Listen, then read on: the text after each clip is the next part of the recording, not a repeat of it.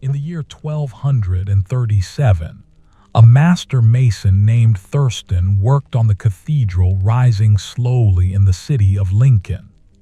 His days were filled with the steady rhythm of mallet against chisel, the fine dust of limestone, and the particular satisfaction that came from seeing rough stone transformed into something that would stand for centuries. Good evening. I am grateful you are here tonight. Tonight's story will carry us to Lincoln, where we will follow Thurstan through his careful work on the cathedral's west front. Let yourself settle in, get comfortable, and know that there is nowhere else you need to be. This story will be here, unfolding slowly for as long as you need.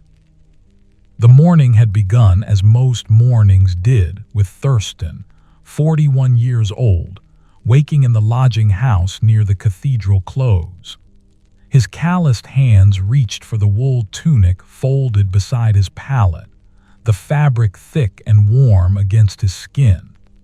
Through the small window, he could see the first pale light touching the tops of the half-finished towers, and he felt the familiar pull of the work waiting for him there. He dressed without hurry, pulling on leather boots that had molded themselves to the shape of his feet over many years. The scent of wood smoke drifted up from the kitchen below, mingling with the smell of barley porridge being stirred in its pot. Thurstan ran his fingers through his graying black hair, then made his way down the narrow stairs, each wooden step creaking in its accustomed way beneath his weight. The kitchen was dim and cozy, warmed by the fire on the hearth. The landlady, a widow named Godiva, ladled porridge into a wooden bowl and set it before him with a small piece of dark bread.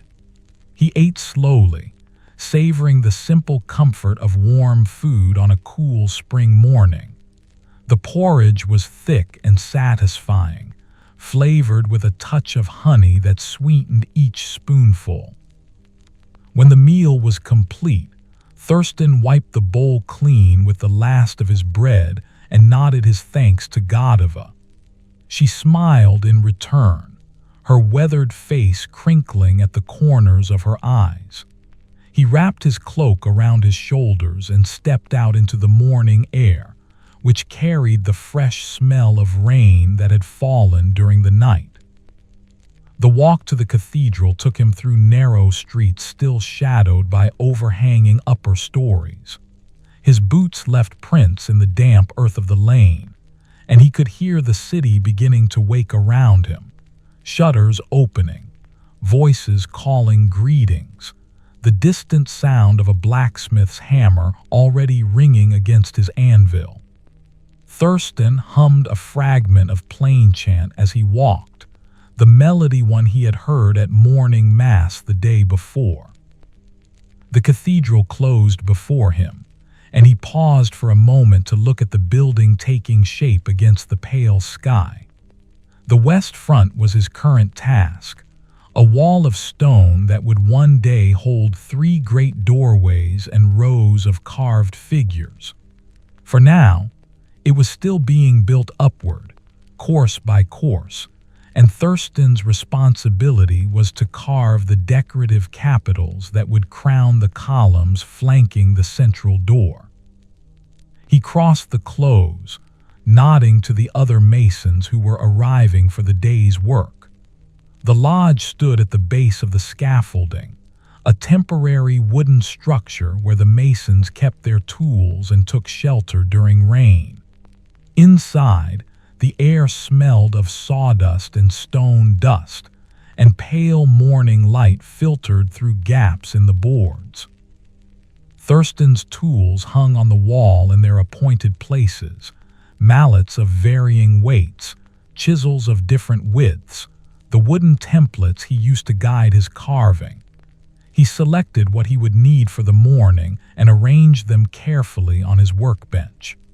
The limestone block he was currently shaping sat waiting, already roughed out to the basic form of a capital. Today he would begin the detailed work, carving the leaves that would curl around the stone's surface.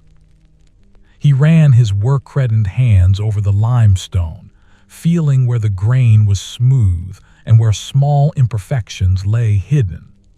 The stone was cool to the touch, slightly damp from the night air.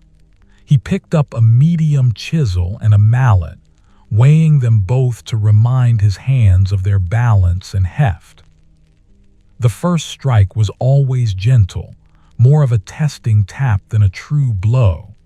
The chisel bit into the stone with a small crunching sound, and a tiny chip of limestone fell away. Thurstan adjusted his angle slightly and struck again, beginning the measured rhythm that would carry him through the morning. Each blow was deliberate, placed with care, the sound echoing softly in the lodge around him. By the time the sun had climbed high enough to send direct light through the lodge's doorway, he had carved the first of the leaves that would spiral around the capital. The shape emerged slowly from the stone, a broad, curving form suggesting an oak leaf, its edges defined by the shadow of the carved groove. He paused to brush away the dust with a handful of straw, revealing the clean, pale surface of the freshly cut stone. The work required complete attention but no particular urgency. Thurstan moved from one section to the next, his patient nature showing in the way he never rushed a cut, never forced the chisel beyond what the stone was ready to give. When a curve needed adjustment, he simply returned to it, refining the line until it satisfied his eye. His observant gaze caught every small unevenness, every place where the stone had broken differently than he intended. Around midday, the master of the works came to inspect the progress. He was an older man named Jeffrey, whose own hands bore the marks of decades spent shaping stone. He stood beside Thurstan's bench and examined the capital without speaking for several moments, then gave a small nod of approval. Thurstan felt a quiet satisfaction at this acknowledgement, though neither man wasted words where none were needed. When Jeffrey had moved on to check the other mason's work, Thurstan set down his tools and made his way outside to eat the midday meal. The bread and cheese wrapped in cloth tasted good after the morning's labor. He sat on a pile of cut stones, feeling the warmth of the sun on his face and listening to the sounds of the worksite. The tap of hammers, the scrape of trowels, the low voices of men calling to each other across the scaffolding.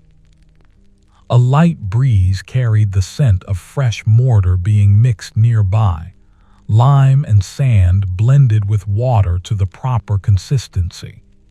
Thurstan finished his meal and wiped his hands on his tunic before returning to the lodge. The afternoon stretched ahead with the same steady rhythm as the morning, and he took up his tools once more with a sense of deep contentment. The second leaf took shape beside the first, its curve echoing the pattern he had established. His calloused hands guided the chisel with practiced sureness, reading the stone's texture through the vibration of each strike. The limestone yielded in small fragments, and he paused often to clear away the dust, running his fingertips over the carved surface to feel what his eyes confirmed. The depth was even, the curve smooth and true. As he worked, Thurstan found himself humming plain chant melodies again, fragments of the divine office that had become as familiar to him as the weight of his mallet. The melodies seemed to match the rhythm of his carving, each phrase corresponding to a series of careful strikes. He had noticed this correspondence before, the way sacred music and sacred work could blend into a single, unbroken stream of concentration. The light shifted gradually as afternoon aged toward evening. Through the lodge's doorway, he could see shadows lengthening across the close, stretching from the bases of the unfinished walls. The quality of the light changed, becoming warmer, more golden, and it picked out the texture of the carved leaves with greater clarity. He set down his tools and stepped back to examine the capital from a slight distance. 3 leaves now spiraled around the stone's circumference, each one flowing naturally into the next. Tomorrow he would carve the smaller details, the veining within each leaf, the subtle variations in depth that would make the stone seem less like something carved and more like something grown. But for today, the major forms were complete, and that was enough. Thurstan cleaned his tools with care, wiping away the limestone dust and checking each chisel's edge for any damage that might need attention before tomorrow's work. He hung them in their proper places on the wall, each tool returning to the same wooden peg it had occupied that morning. The act of organizing his workspace brought its own satisfaction, a way of marking the day's end with the same deliberation that had marked its beginning.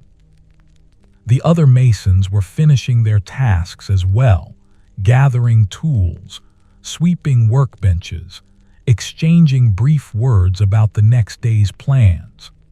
Thurstan pulled his cloak around his shoulders and stepped out into the evening air, which had grown cooler now that the sun was lowering toward the horizon.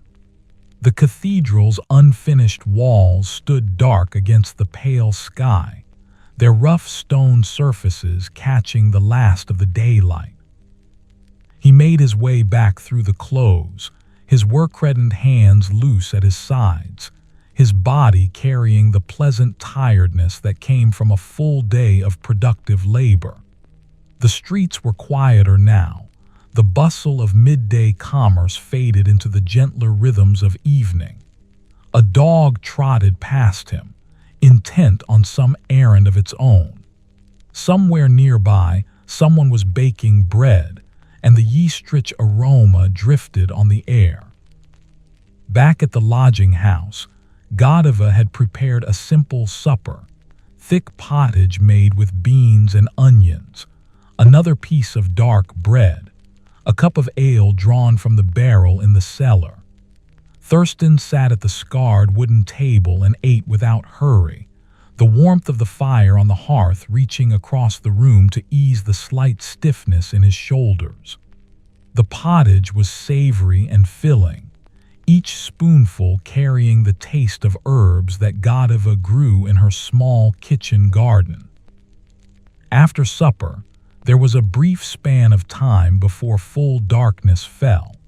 Thurstan sat near the hearth, watching the flames shift and settle among the logs.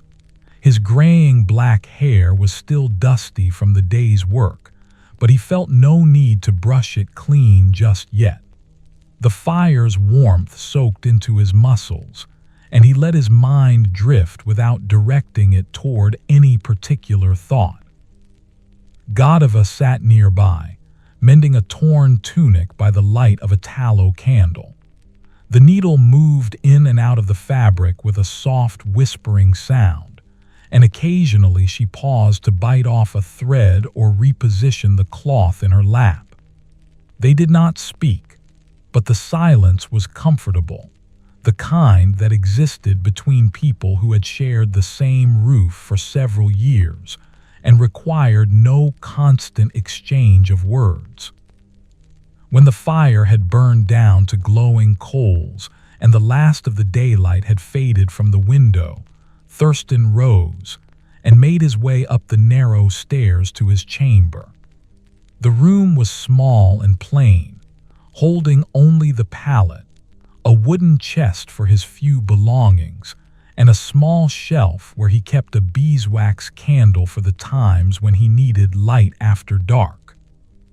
Tonight he did not light the candle, but simply removed his boots and tunic, then lay down on the pallet with a wool blanket pulled up to his chest. Through the window, he could see a handful of stars beginning to appear in the darkening sky. The city around him was settling into its nighttime quiet, doors closing, fires being banked, voices fading into silence.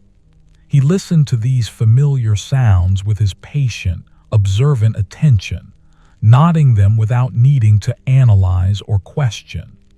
His body relaxed into the comfort of the thin mattress, which had molded itself to his form over many nights. Sleep came easily, as it always did after a day of honest work. His last waking thought was of the capital waiting in the lodge, the leaves that would need their veining carved, the slow transformation of rough stone into something beautiful. Then even that thought dissolved, and there was only the darkness and the silence and the deep rest that his body required. Morning arrived with the same pale light filtering through the small window. Thurstan, 41 years old, opened his eyes and lay still for a moment, feeling the coolness of the air on his face while the rest of him remained warm beneath the blanket. His calloused hands emerged from under the wool, and he flexed his fingers, testing them as he always did, making certain they were ready for the day's work.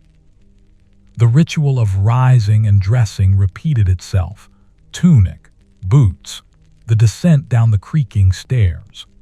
Godiva's kitchen smelled of porridge and wood smoke once more, and she ladled out his breakfast with the same economical movements as the day before. He ate slowly, the warm grain filling his belly and preparing him for the hours ahead. A small piece of cheese accompanied the porridge this morning, its sharp flavor cutting pleasantly through the sweetness of the honey stirred into the grain. The walk to the cathedral took him through streets now familiar in every detail. He knew which cobblestones were loose, which corners tended to collect standing water after rain, which houses had dogs that barked at passers-by. This morning the air was milder, carrying the promise of genuine spring warmth. Birds were singing in the eaves of the buildings, their voices bright and insistent. At the lodge, his tools hung exactly where he had left them. The capital waited on the workbench, its 3 carved leaves catching the morning light. Thurstan selected a smaller chisel today, one with a narrower blade suitable for the detailed work ahead. He also took up a wooden tool with a rounded end, useful for smoothing and refining the stone's surface without cutting it. He began with the first leaf, carving the central vein that would run down its length. The line needed to be straight but not rigid, suggesting the natural structure of a real leaf while maintaining the formal quality appropriate to architectural ornament. His work-reddened hands held the chisel steady as he tapped it forward, the mallet strikes so controlled that each one advanced the cut by only the smallest measure. The veining required complete concentration. Each subsidiary line had to branch from the central vein at the proper angle, and had to taper correctly as it approached the leaf's edge. Thurstan's observant eye caught every deviation from the pattern he held in his mind, and his patient nature allowed him to correct these deviations without frustration. When a line went slightly astray, he simply adjusted the next series of cuts to compensate, maintaining the overall harmony of the design. By mid-morning, the first leaf bore its complete pattern of veins, each one catching shadow and light in ways that made the flat stone surface seem to have depth and texture. He moved to the second leaf and began the process again, his movements falling into the same measured rhythm. The sound of chisel against stone became a kind of music, punctuated by the softer sound of his breath and the occasional brush of straw clearing away dust. Around him, the lodge held other masons at their own tasks. The man at the next bench was carving a corbel, working the stone into the shape of a bearded face. Another was cutting ashlar blocks to precise dimensions, checking each one against a wooden measure. The air was filled with the communal sound of their labor, tapping mallets, scraping chisels, low voices consulting over technical matters. It was a sound Thurstan had known for most of his adult life, as familiar and comforting as the chanting of monks at their offices. The sun climbed higher, and the light coming through the lodge's doorway grew stronger. Thurstan paused in his work to wipe his brow with his sleeve, then returned to the stone. The second leaf's veining was taking shape now, each line finding its proper place within the broader pattern. His hands moved with an automatic precision born of decades at this work, knowing without conscious thought how hard to strike, what angle to hold, when to pause and assess before continuing. When the bells rang for the midday meal, he set down his tools and stretched his back, feeling the pleasant ache of muscles that had held the same position for hours. The walk outside into the full sunshine made him blink against the brightness. He found his usual spot on the pile of cut stones and unwrapped his bread and cheese, eating while he watched the activity on the scaffolding above. Men were hoisting a basket of mortar up to the masons working on the upper courses, the rope creaking through its pulley as the weight rose slowly upward. The bread was coarse but good, made from grain milled at one of the water mills along the river that flowed through the lower part of the city. Thurstan chewed it thoroughly, in no hurry to finish. A cup of ale from his leather flask washed down the meal, the drink slightly sour but refreshing in the warm afternoon. He closed his eyes for a moment, feeling the sun on his face and listening to the sounds of the worksite continuing around him, the scrape of trowels, the thud of stone being set into place, voices calling instructions or asking for another measure of mortar. The afternoon found him back at his bench, taking up the tools once more. The third leaf awaited its veining, and he approached it with the same unhurried attention he had given the first two. His calloused hands positioned the chisel, and the mallet descended in its careful rhythm. The limestone yielded its small fragments, and the pattern emerged line by line, each stroke deliberate and measured. As he worked, Thurstan found himself thinking about the generations of masons who had come before him, the men who had built the great Norman cathedrals and the Saxon churches before those. Their work still stood, weathered by wind and rain but fundamentally sound, testimony to the care they had taken. He felt himself part of that long chain, his own hands contributing to a structure that might endure for centuries after his own bones had turned to dust. The thought brought him a sense of deep contentment, a feeling that his labor had meaning beyond the immediate task. The veining on the third leaf progressed steadily. He carved the central line first, then added the smaller veins branching outward. Each cut deepened the shadow within the groove, making the carved surface read more clearly from a distance. When viewed from across the lodge, the three leaves now seemed to spiral around the capital with a natural grace, as though they had grown there rather than being shaped by human hands. By the time the afternoon light began to slant more steeply through the doorway, Thurstan had completed the major veining on all 3 leaves.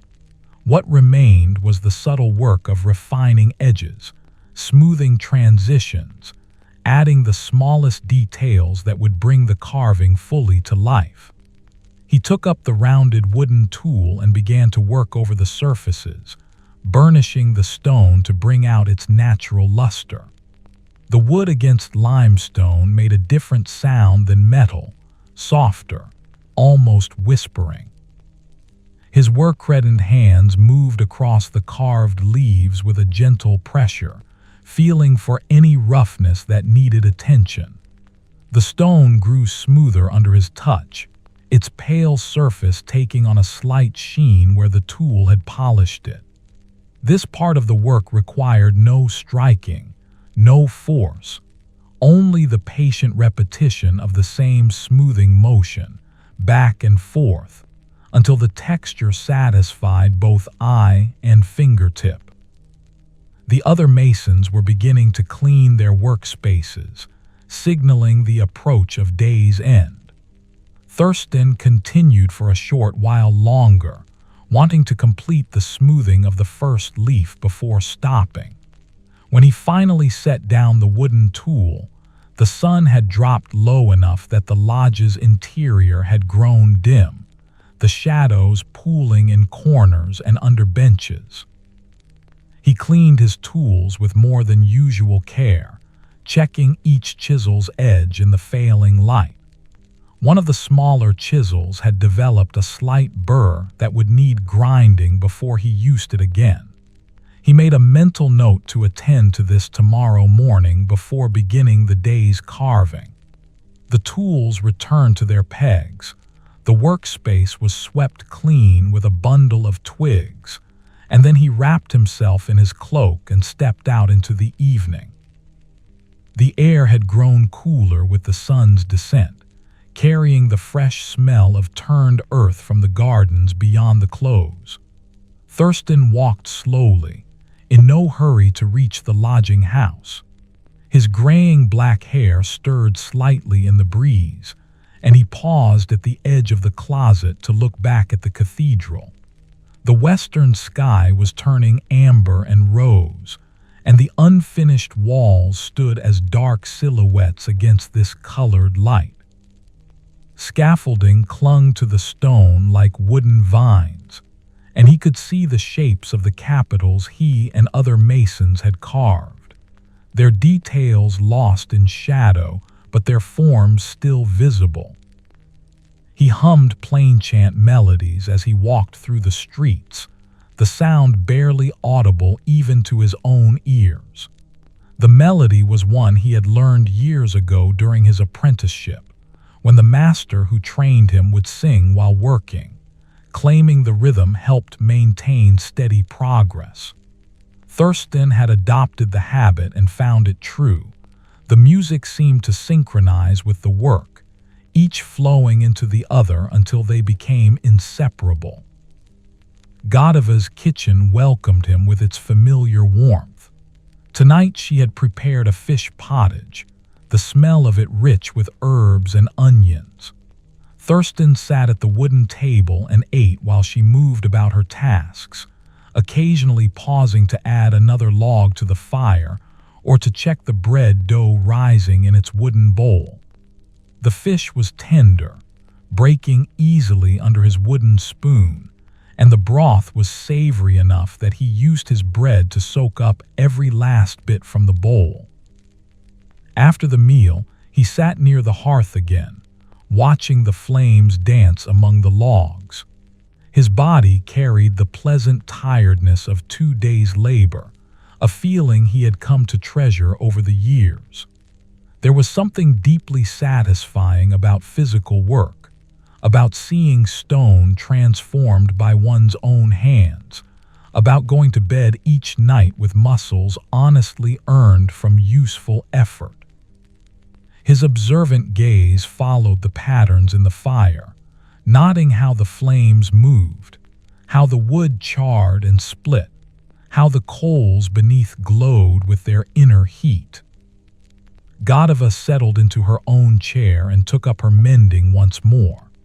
Tonight she was working on a woolen stocking, the needle moving in its regular rhythm. The room held that same comfortable silence as the previous evening, broken only by the crackle of the fire and the soft sounds of domestic activity.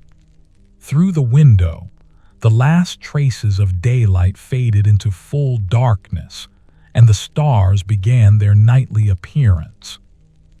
When Thurstan climbed the stairs to his chamber, his legs felt the weight of the day's standing. He removed his boots and outer garments, then lay down on the pallet with a sigh of satisfaction.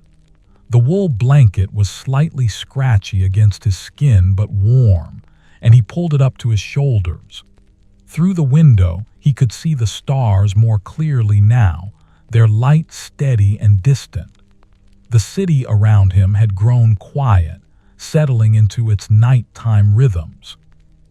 Sleep came even more easily than the previous night, pulling him down into its depths without resistance. His breathing slowed and deepened, and the last tension left his muscles. Somewhere in the distance, a dog barked once, then fell silent. The darkness was complete and peaceful, holding nothing but rest. The third morning began with the same pale light, the same gradual emergence from sleep. Thurstan, 41 years old, lay still for a moment before rising, his calloused hands stretching under the blanket. The air in the chamber was cool but not unpleasant, carrying the first hints of genuine spring.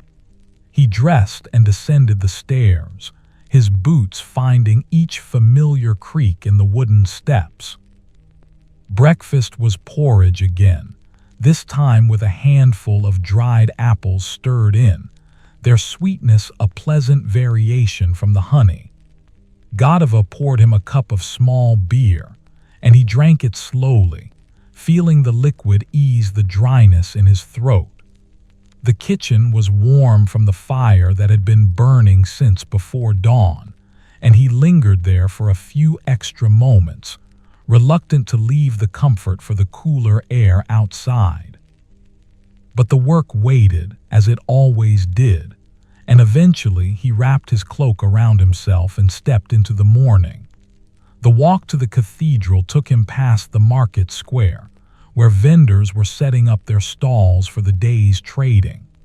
He could see baskets of early vegetables, leeks and cabbages, the last of the winter storage.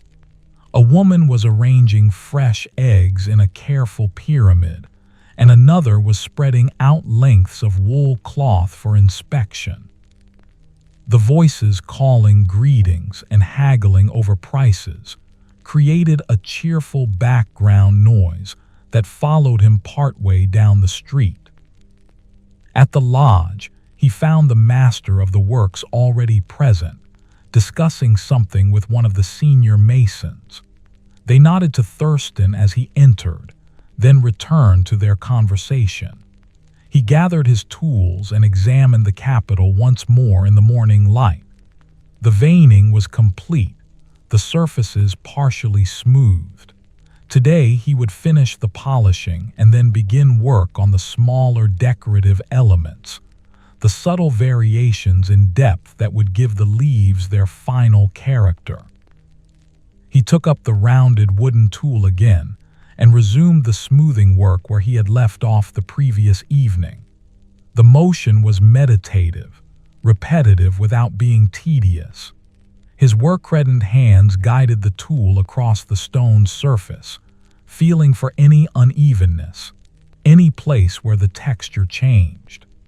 The limestone grew smoother under his patient attention, taking on the soft luster that would catch and hold light once the capital was installed in its final position on the column. The morning passed in this quiet labor. Around him, the other masons pursued their own tasks. One was cutting geometric patterns into a string course. Another was shaping a pinnacle that would eventually crown one of the buttresses. The communal sound of their work filled the lodge, each man contributing his particular rhythm to the overall harmony. Thurstan found himself humming plain chant melodies again, the notes emerging unconsciously as his hands moved across the stone. By midday, the smoothing was complete on all 3 leaves. He set down the wooden tool and picked up his smallest chisel, preparing to add the final details, slight undercuts that would deepen certain shadows, tiny variations in surface texture that would suggest the natural irregularity of real foliage. These touches would be nearly invisible to a casual observer, but they were what separated competent work from true craftsmanship. The midday meal found him sitting in his usual spot, the pile of cut stones still warm from the morning sun. Today Godiva had given him a small meat pie along with his bread and cheese, a welcome variation that suggested she had done well at the market. The pastry was flaky and rich with lard, the filling savory with bits of pork and herbs. He ate it slowly, savoring each bite, while watching a pair of sparrows hopping about near his feet, searching for any crumbs that might fall. The afternoon work required his most delicate touch. The small chisel made tiny cuts, each one barely visible on its own but contributing to the overall effect. He carved shallow grooves at the edges of some leaves, suggesting places where insects might have nibbled in life. He deepened certain shadows where one leaf's curve passed behind another, creating the illusion of layered depth.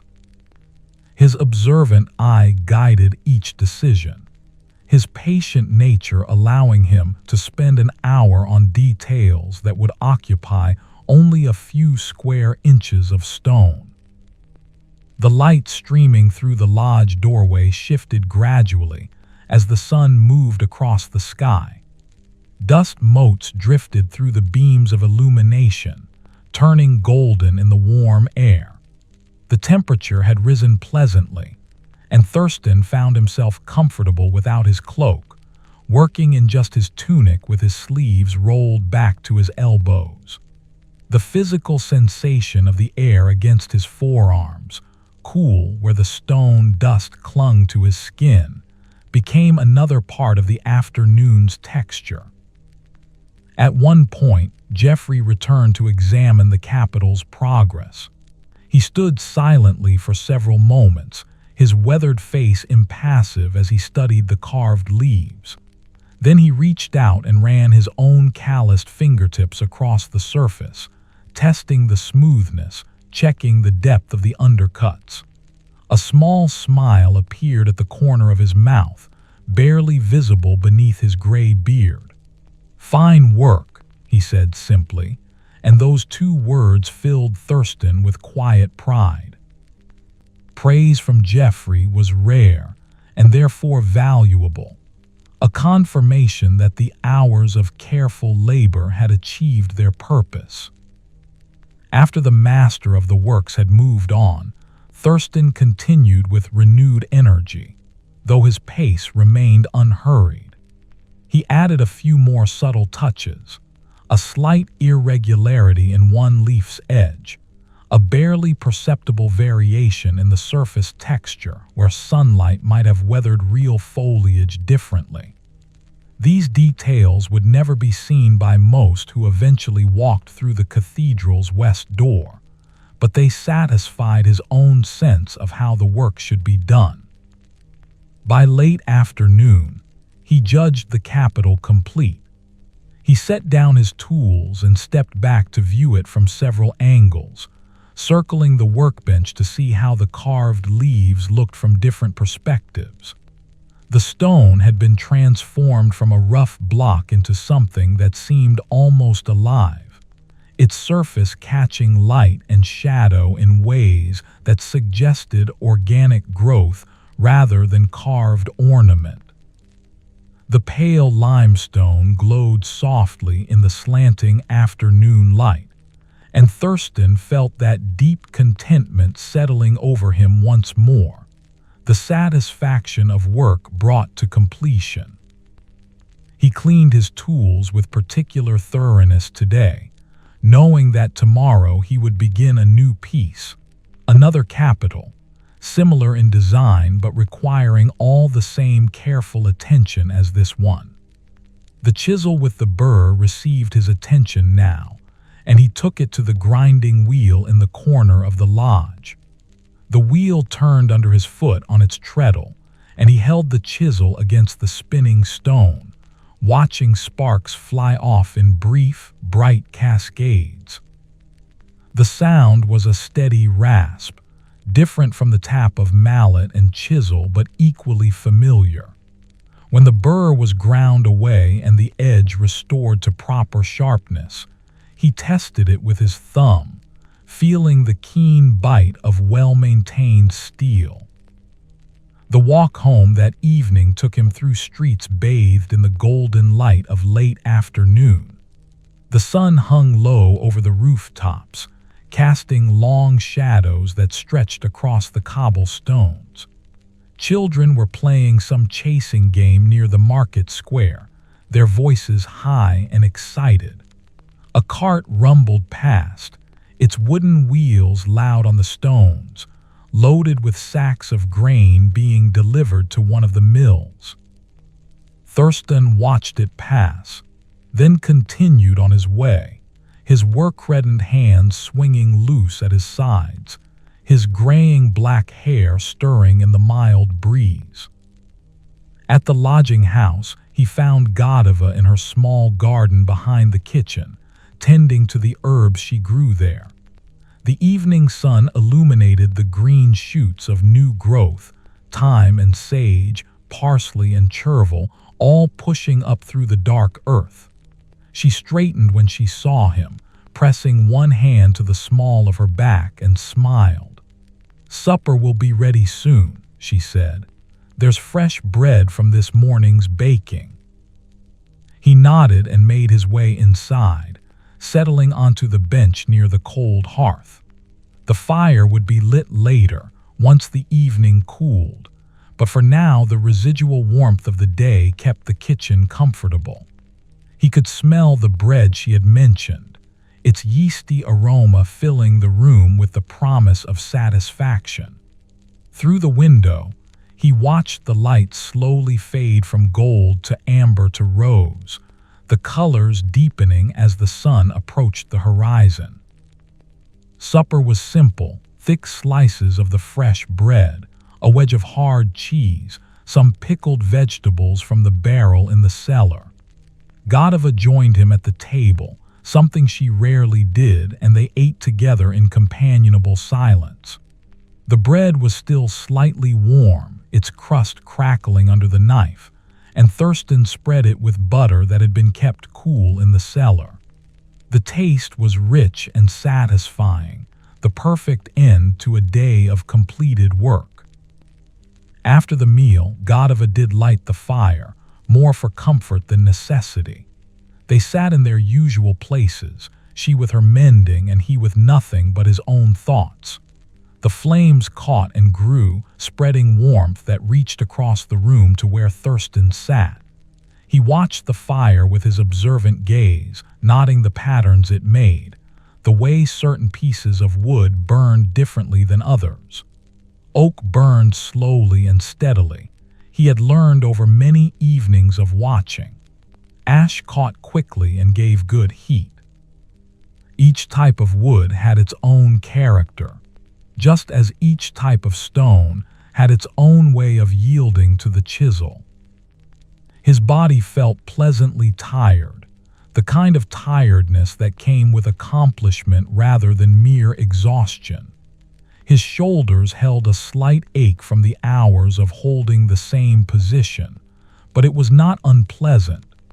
His hands, those calloused, work-reddened instruments of his craft, rested in his lap, occasionally flexing as if remembering the day's movements.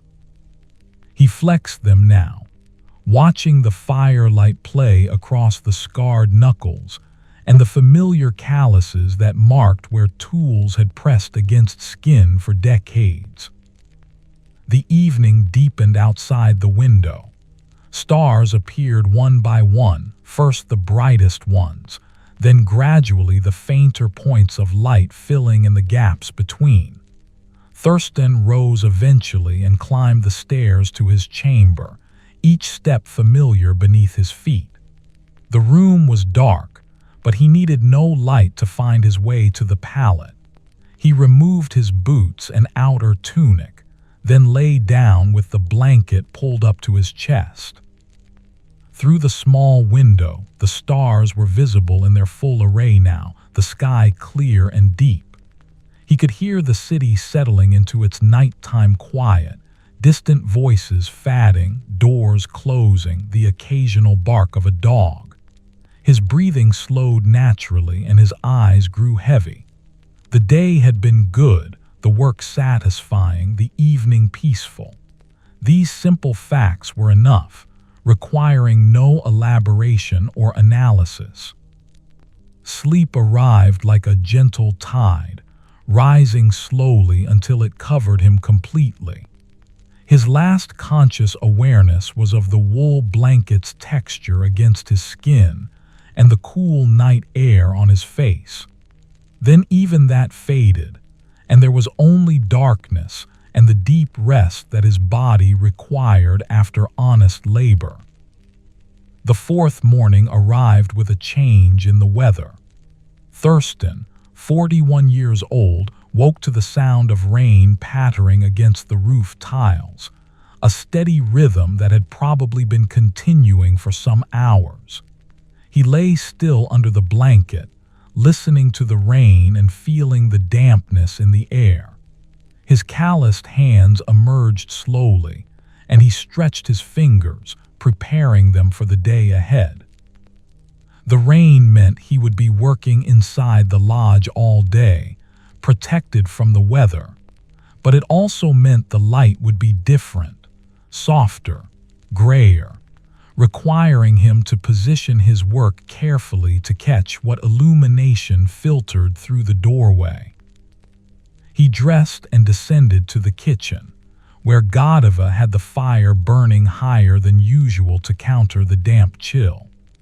The porridge was thick and hot, steaming in its bowl, and he ate it gratefully while listening to the rain drumming on the roof above. Godiva poured him a cup of ale and set it beside his bowl without speaking, her movements efficient in the close warmth of the kitchen. Through the window, he could see the gray sky and the rain falling in steady vertical lines, darkening the earth and making the streets glisten. The walk to the cathedral close was wetter than usual, despite his cloak. Rain dripped from the eaves of buildings, creating small waterfalls that he had to step around or through. His boots grew damp, and he could feel moisture seeping through the leather at the seams. The streets were nearly empty, most people choosing to remain indoors on such a morning. Only those with work that could not wait ventured out, and Thurstan counted himself among them, though he felt no resentment at the weather.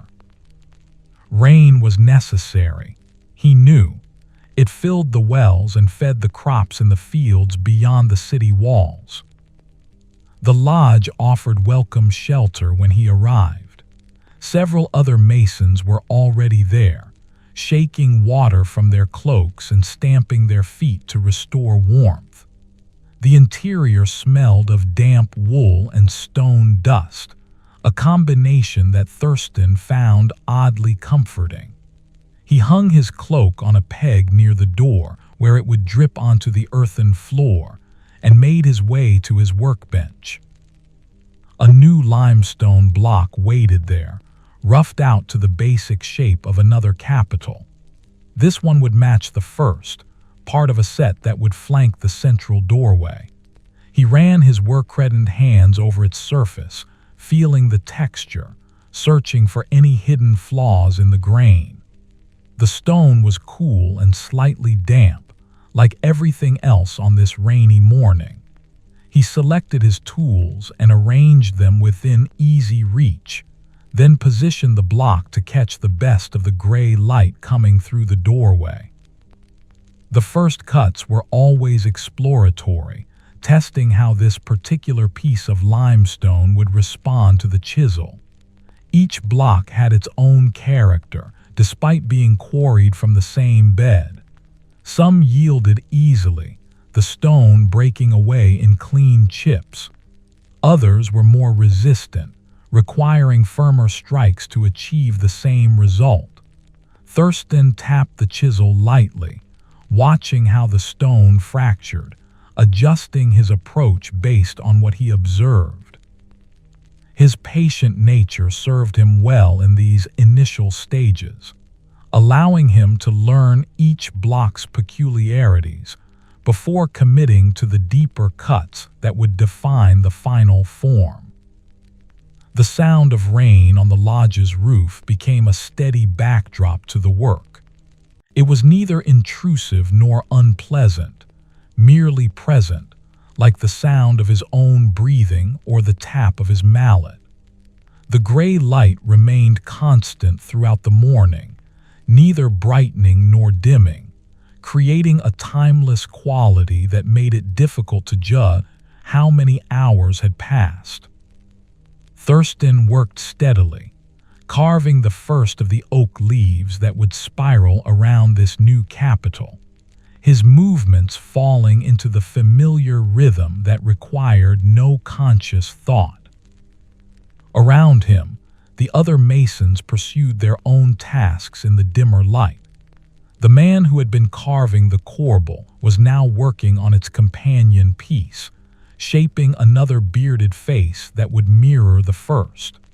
Someone near the back of the lodge was sawing wood for new scaffolding, the rasp of the blade creating a counterpoint to the tapping of mallets.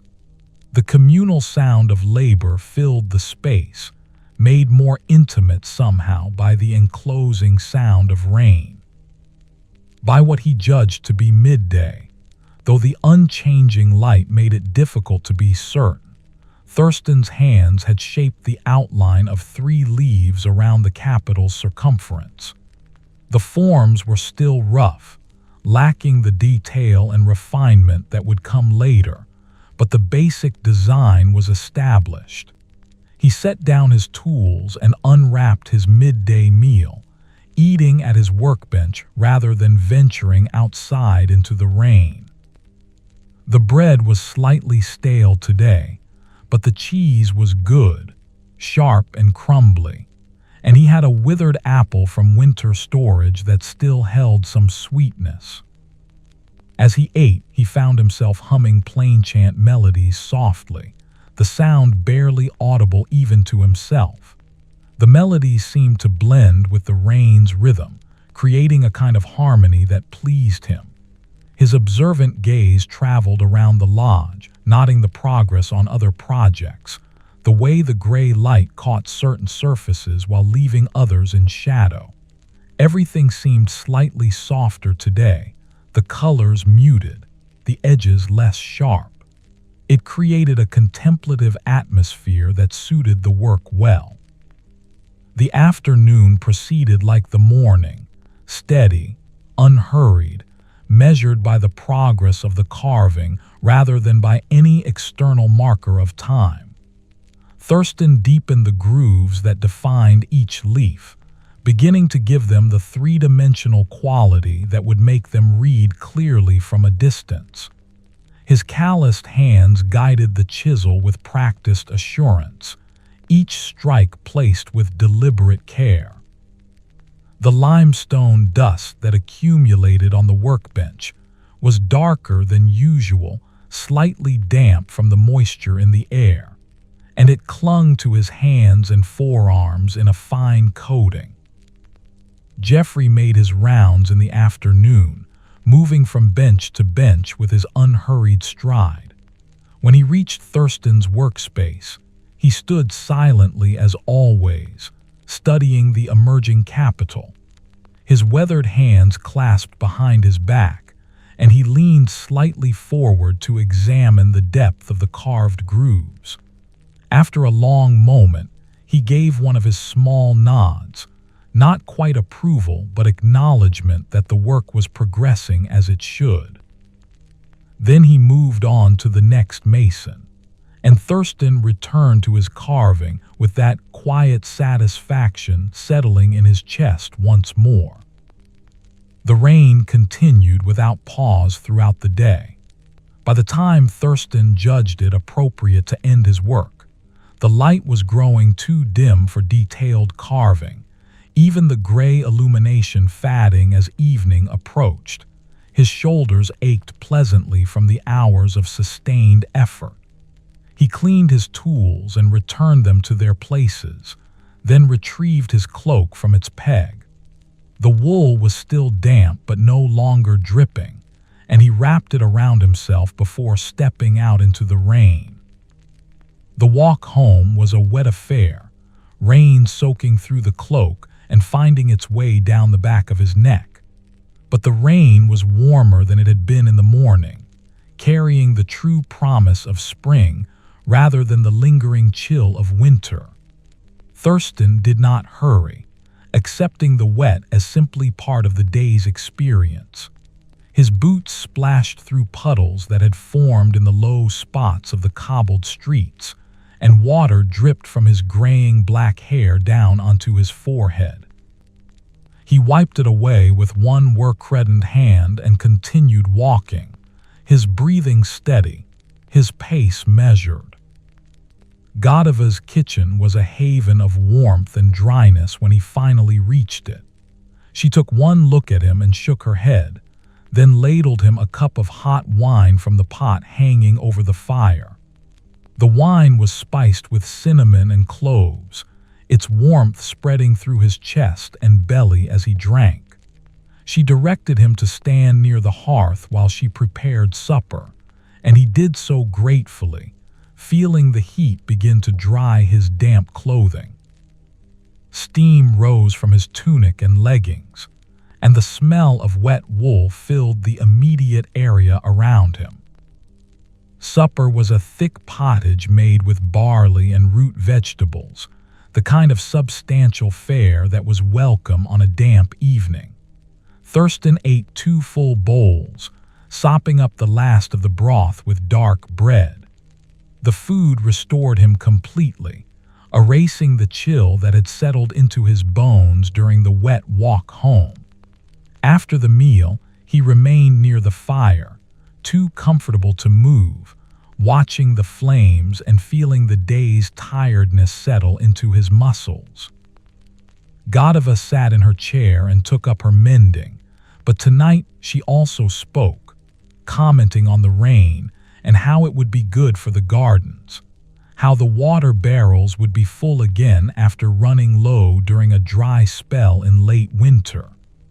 Thurstan replied occasionally, brief words of agreement or observation, but mostly he simply listened to her voice, finding it as much a part of the evening's comfort as the fire's warmth. Her voice was pleasant, neither too high nor too low, and it carried the particular accent of this region, dropping certain consonants and elongating certain vowels in ways that marked her as local-born. When full darkness had arrived outside and the fire had burned down to coals, Thurstan finally stirred himself to climb the stairs. His damp clothes had dried completely in the fire's heat, though they held a faint smell of smoke now. He removed his boots, the leather still slightly damp, and his outer tunic, then lay down on the pallet with a deep sigh of contentment. Through the window, he could see nothing but darkness and rain, the stars hidden behind clouds. The sound of rain on the roof tiles was steady and soothing, a natural rhythm that required nothing from him but to listen and rest. Sleep came quickly, pulling him down into its depths with gentle insistence.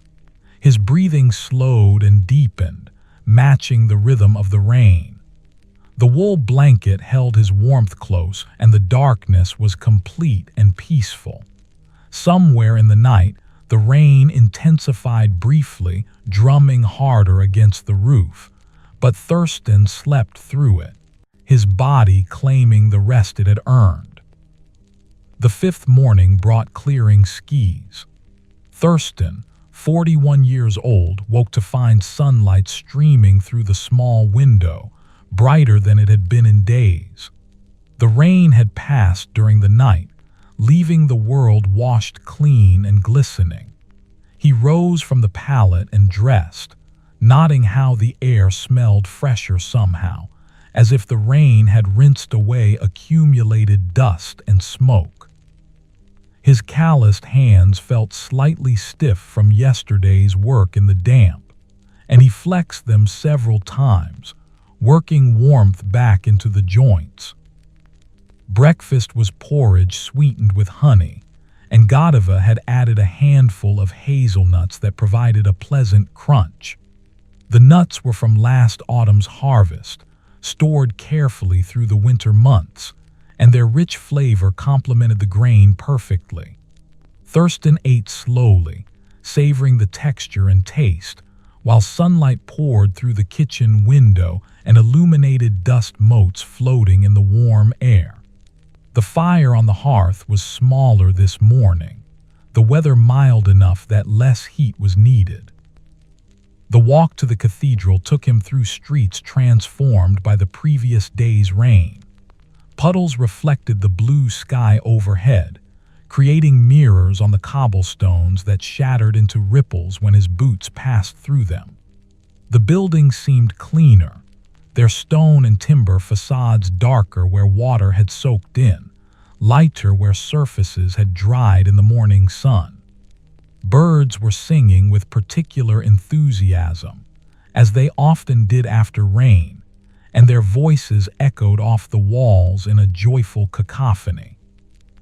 At the lodge, he found the other masons in good spirits, the sunshine lifting everyone's mood after the gray dampness of the previous day. The doorway stood open wide to admit the fresh air and bright light, and someone had swept the floor clean of accumulated stone dust. Thurstan's workbench received full sun now, the limestone capital almost glowing in the direct illumination. He could see every detail of yesterday's work clearly.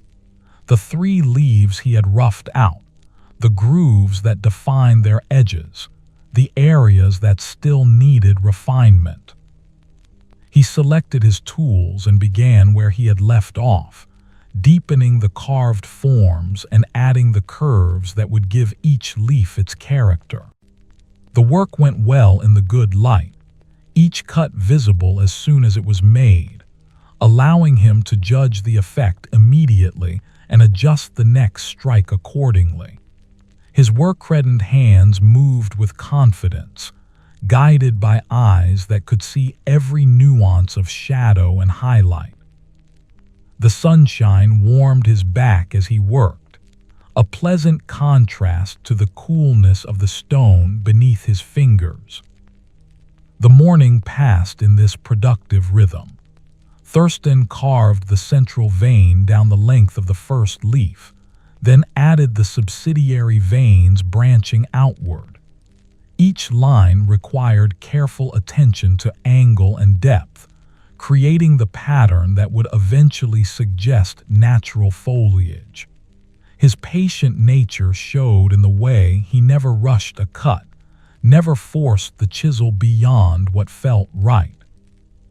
When a line needed adjustment, he simply made another series of cuts to correct it, maintaining the overall harmony of the design. Around him, the lodge hummed with activity. The sound of mallets against chisels created a complex rhythm, each mason contributing his particular tempo.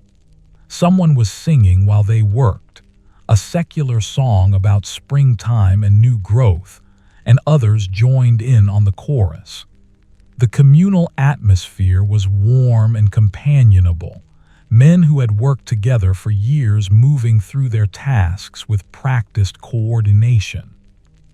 Thurstan hummed plain chant melodies under his breath, adding his voice to the general sound without really thinking about it. By midday, the first leaf bore its complete pattern of veining. He set down his tools and stepped back to examine the effect from a slight distance. The carved lines caught shadow and held it, creating depth and dimension that made the flat stone surface appear to curve and fold like actual foliage. Satisfied with the progress, he wrapped his midday meal in its cloth and carried it outside to eat in the sunshine. The cathedral was busy with activity. Masons on the scaffolding were laying courses of stone, their movements careful and deliberate as they positioned each block and tamped it into place with wooden mallets. The sound of their work drifted down, voices calling measurements, the scrape of stone against stone, the wet slap of mortar being spread. Below, laborers were mixing more mortar in wooden troughs, adding water from leather buckets and stirring the mixture with long poles until it reached the proper consistency. Thurstan found a spot on the grass at the edge of the close, sitting with his back against a stack of timber that would eventually become more scaffolding. The sun was warm on his face, and he closed his eyes for a moment, simply enjoying the heat after yesterday's damp chill. When he opened them again, he unwrapped his bread and cheese and began to eat, chewing slowly while watching the work continue on the cathedral's rising walls. A young apprentice walked past, struggling under the weight of a heavy basket of tools. Thurstan recognized the boy. He was perhaps 14 years old, newly bound to one of the senior masons. The boy's face was red with effort, and sweat darkened his tunic despite the mild temperature. Thurstan remembered his own apprenticeship, the endless carrying of heavy loads, the aching muscles, the gradual building of strength that eventually made such tasks easier. He had been that boy once, decades ago, learning the craft that had shaped his entire adult life. The apprentice set down his burden near the scaffolding and straightened with visible relief, pressing both hands to the small of his back. One of the masons called down to him, and the boy responded with something Thurstan couldn't hear, then picked up a water bucket and began climbing the ladder built into the scaffolding. His ascent was careful, each foot placed securely before the next moved upward. Thurstan watched until the boy reached the top and disappeared from view, then returned his attention to his meal. The cheese was particularly good today, aged to a sharpness that made his mouth water. He ate it in small bites, alternating with the bread to make both last longer. A cup of ale from his flask washed it all down, the drink pleasantly cool despite having sat in the leather all morning. When the meal was finished, he remained sitting for a few moments longer, reluctant to leave the sunshine and return to the lodge's interior. But the work called, as it always did, and eventually he rose and brushed crumbs from his tunic before making his way back inside. The afternoon found him carving the veins on the second leaf, his movements falling into that familiar meditative rhythm. The chisel advanced in small increments, each tap of the mallet controlled and precise. Stone dust accumulated on the workbench and on his hands, coating them in a fine pale powder that turned his work-reddened skin nearly white. He paused occasionally to brush away the dust with a handful of straw, revealing the clean limestone beneath and checking the depth of his cuts. The sunlight streaming through the doorway shifted gradually as the afternoon progressed, moving across the lodge's interior like a slow tide. It illuminated different workbenches in turn, catching on carved details and casting new shadows that revealed forms in fresh ways. When it reached Thurstan's bench, it struck the capital at an angle that made the carved veins stand out with particular clarity. He could see exactly where more depth was needed, where certain lines required refinement, and he adjusted his work accordingly. Jeffrey appeared in the late afternoon, making his usual rounds. He examined Thurstan's progress in silence, his weathered fingers tracing the carved veins to feel their depth and smoothness. The master of the work spent longer than usual at this inspection, studying the capital from several angles, and Thurstan felt a moment of uncertainty. Had he made some error in the design? But then Jeffrey straightened and nodded, saying simply, "The carving improves with each piece you complete." The words were spare, as was Jeffrey's way, but they carried weight. Coming from a master who rarely offered praise, they represented significant approval. After Jeffrey had moved on, Thurstan continued with renewed focus, though his pace remained unhurried. He completed the veining on the second leaf and began the third, his hands moving with that automatic precision that came from decades of practice. The work required concentration but not strain, attention but not anxiety. It was the kind of labor that allowed the mind to settle into a peaceful state, focused yet calm, present yet at ease.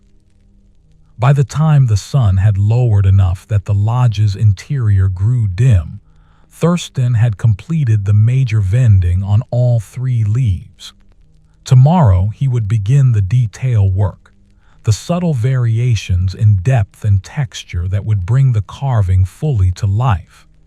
He cleaned his tools with his usual thoroughness, checking each edge, wiping away the stone dust, returning everything to its proper place.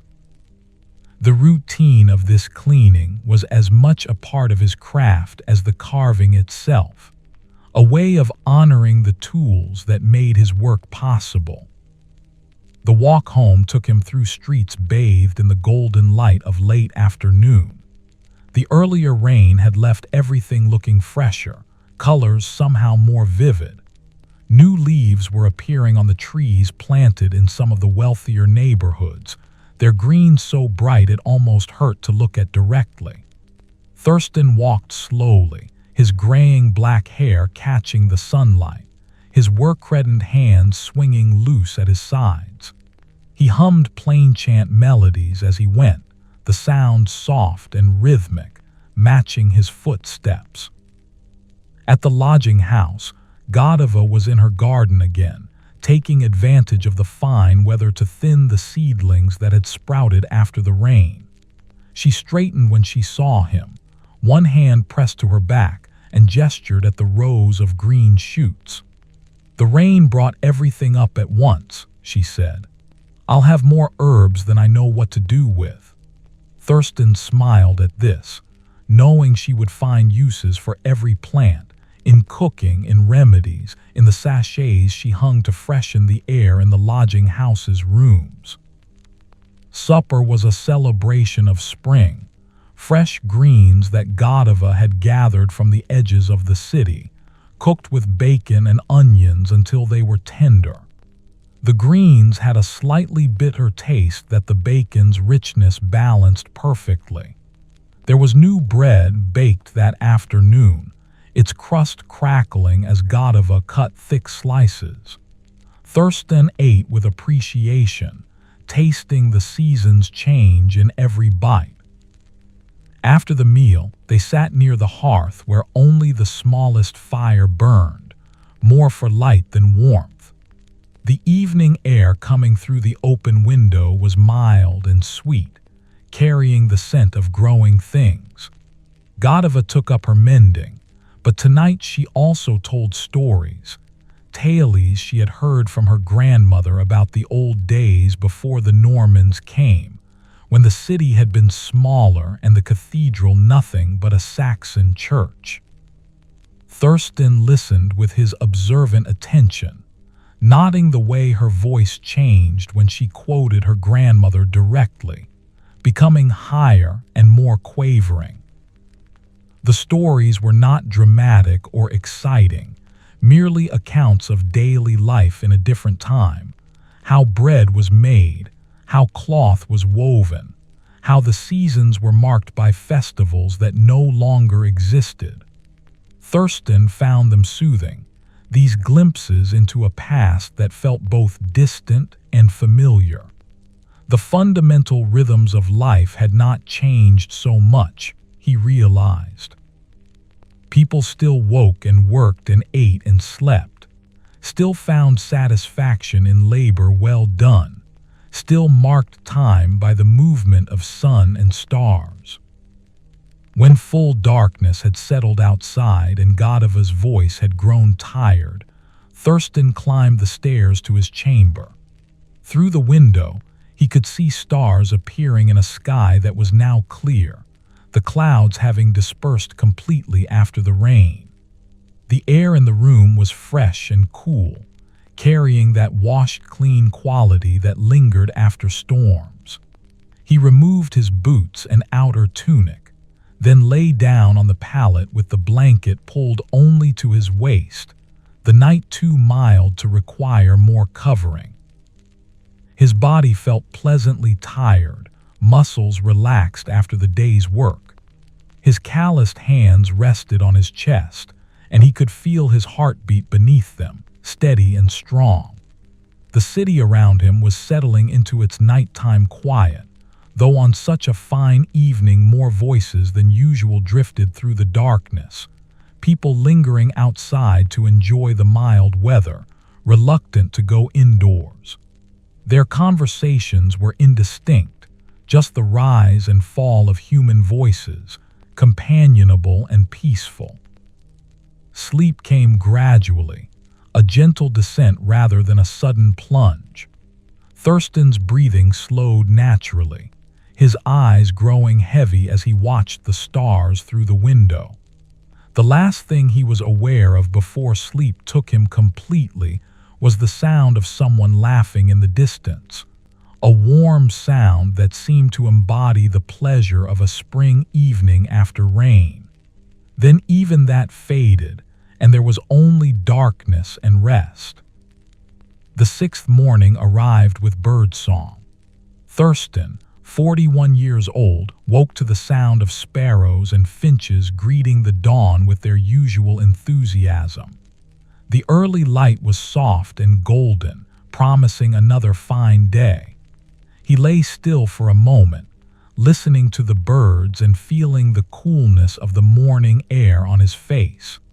His calloused hands emerged from under the blanket, and he stretched them slowly, preparing for the day's work.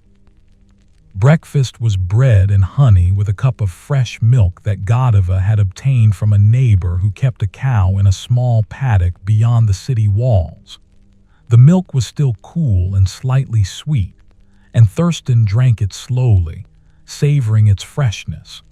The bread was from yesterday's baking, still good though not quite as soft as when it had first emerged from Godiva's oven. She sat across from him at the table, eating her own breakfast, and they shared the comfortable silence that had become their morning custom. The walk to the cathedral took him past the bakery, where the first batches of bread were already cooling on racks outside the door. The yeasty smell filled the street, making Thurstan grateful he had already eaten. Otherwise, the aroma would have been nearly impossible to resist.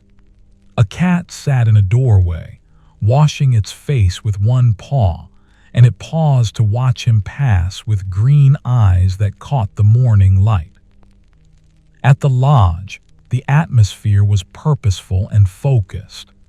The master of the works had announced yesterday that important visitors would be touring the construction site later in the week, members of the cathedral chapter who oversaw the building's progress and approved the release of funds.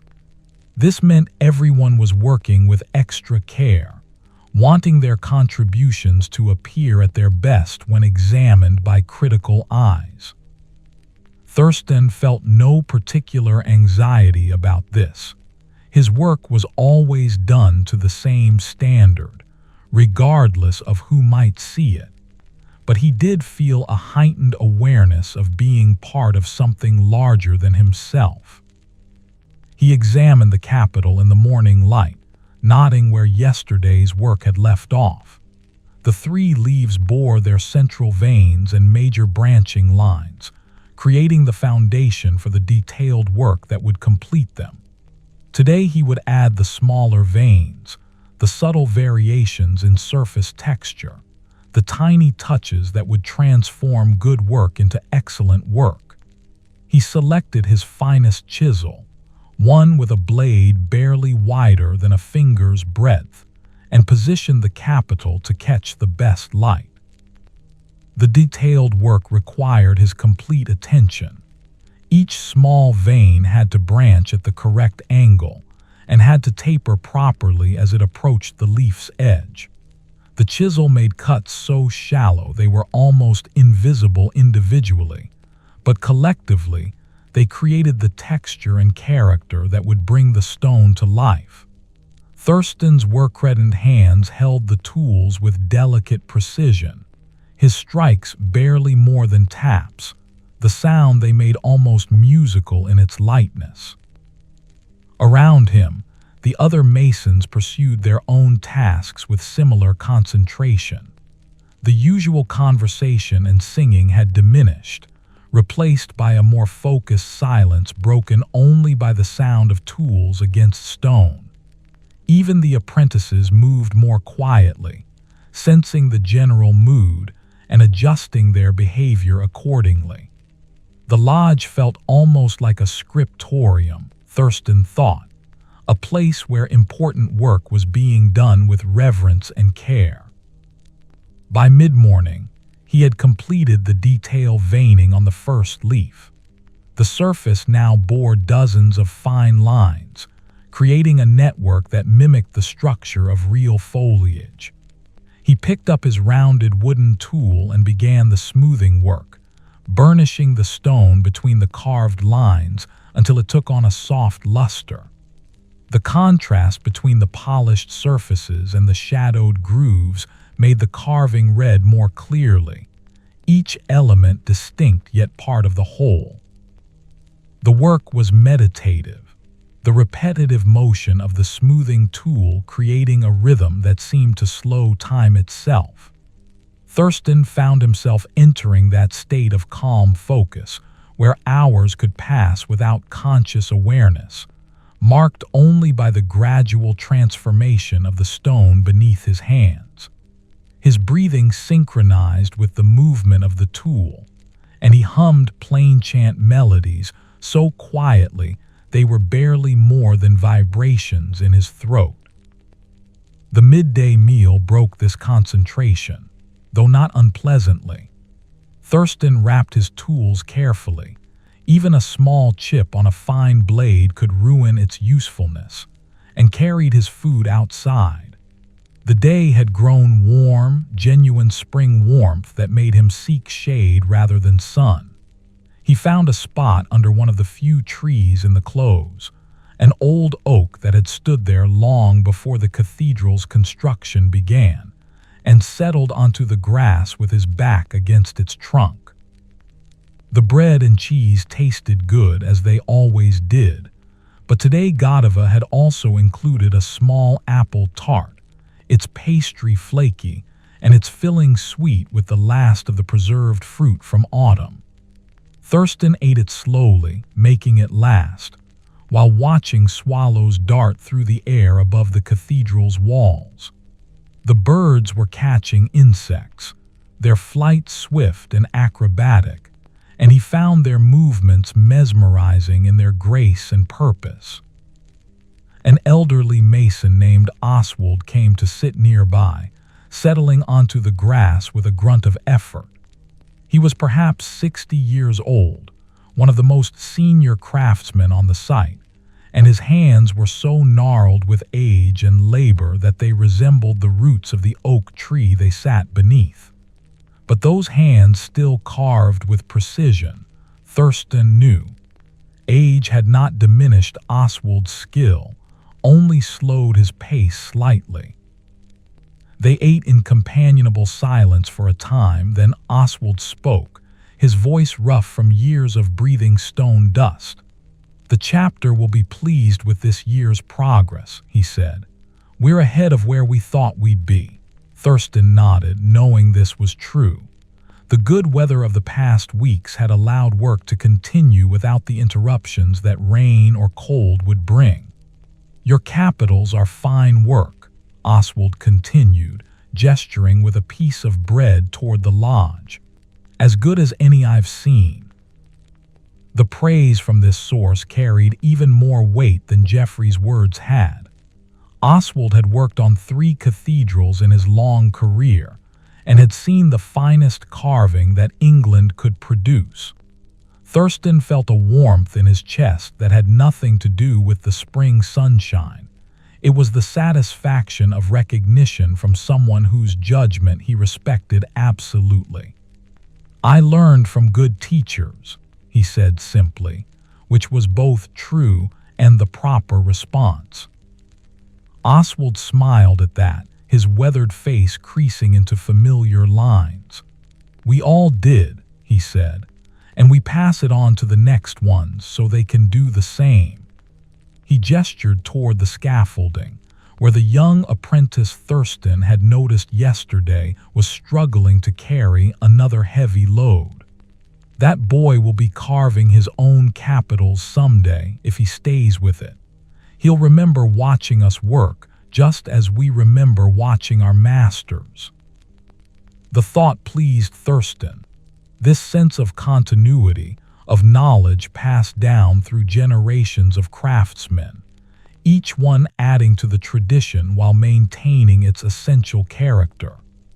His own master had been taught by someone who had worked on the great Norman churches, and that man had learned from someone who remembered the Saxon builders. The chain stretched back through time, each link connected to the next, and Thurstan was simply one link among many. The realization brought him that deep contentment he recognized as his natural state, a feeling of being exactly where he belonged, doing exactly what he was meant to do. They finished their meal in silence, then rose and returned to the lodge together, Oswald moving more slowly but with steady purpose. Inside, the afternoon work awaited, and Thurstan took up his tools once more. The second leaf required the same detailed attention as the first, the fine veining, the careful smoothing, the subtle variations that would give it character. He began with fresh focus, his patient nature allowing him to approach the repetitive work without any sense of tedium. The afternoon light was particularly beautiful, streaming through the lodge's doorway at an angle that illuminated the stone with golden warmth. Dust motes drifted through the beams of light, and Thurstan found himself pausing occasionally just to appreciate the quality of the illumination. The way light fell on carved stone was one of the pleasures of his craft. How shadows gathered in the grooves, how highlights caught on raised surfaces, how the interplay between light and dark created the illusion of depth and movement. His work-reddened hands moved steadily across the stone, the fine chisel making its delicate cuts. Each small line was placed with care, considered before being carved, checked after completion. The work could not be undone. A misplaced cut would remain forever, or would require extensive rework to correct. This permanence added weight to every decision, but Thurstan had long since learned to trust his eye and hand, to commit to each cut without hesitation or doubt. By late afternoon, the second leaf was complete, its surface bearing the same intricate network of veins as the first. He began work on the third, knowing he would not finish it today but content to make progress. The rhythmic tap of mallet against chisel continued, a sound so familiar it had become almost meditative. His observant gaze tracked every detail, catching the slightest irregularity, but his mind remained calm and settled, free from worry or distraction. When the light began to dim and the other masons started cleaning their workspaces, Thurstan completed the section he was working on before setting down his tools. He had carved perhaps half the detail veining on the third leaf, leaving the rest for tomorrow. The capital was progressing well, and he felt satisfied with the day's accomplishment. He cleaned his tools with particular care, knowing that the fine chisels required more attention than the heavier ones. Their delicate edges could be damaged more easily, and maintaining them properly was essential. The walk home took him through streets busy with the end-of-day activity. Shops were closing, their shutters being drawn across windows and doors being locked with heavy keys. Women carried baskets from the market, filled with whatever they would prepare for their families' suppers. Children played in the fading light, their games growing more energetic, as if they sensed bedtime approaching and wanted to squeeze every last moment from the day. Thurstan moved through this bustle with his usual unhurried pace, his graying black hair catching the last rays of sunlight, his cloak draped over one arm since the evening was too warm to require it. At the lodging house, he found Godiva preparing a fish stew, the aroma of it rich with herbs and onions. She had obtained fresh fish from the river that morning, she told him, and had been simmering them slowly all afternoon with leeks and carrots and a handful of the parsley from her garden. The smell made Thurstan realize how hungry he was, the light midday meal having been hours ago. He sat at the table and watched her work, noting the economical precision of her movements as she stirred the pot and adjusted the logs on the fire. The stew was as good as its aroma had promised, the fish tender and flacking apart at the touch of his spoon, the vegetables cooked until they were soft but not mushy, the broth savory and warming.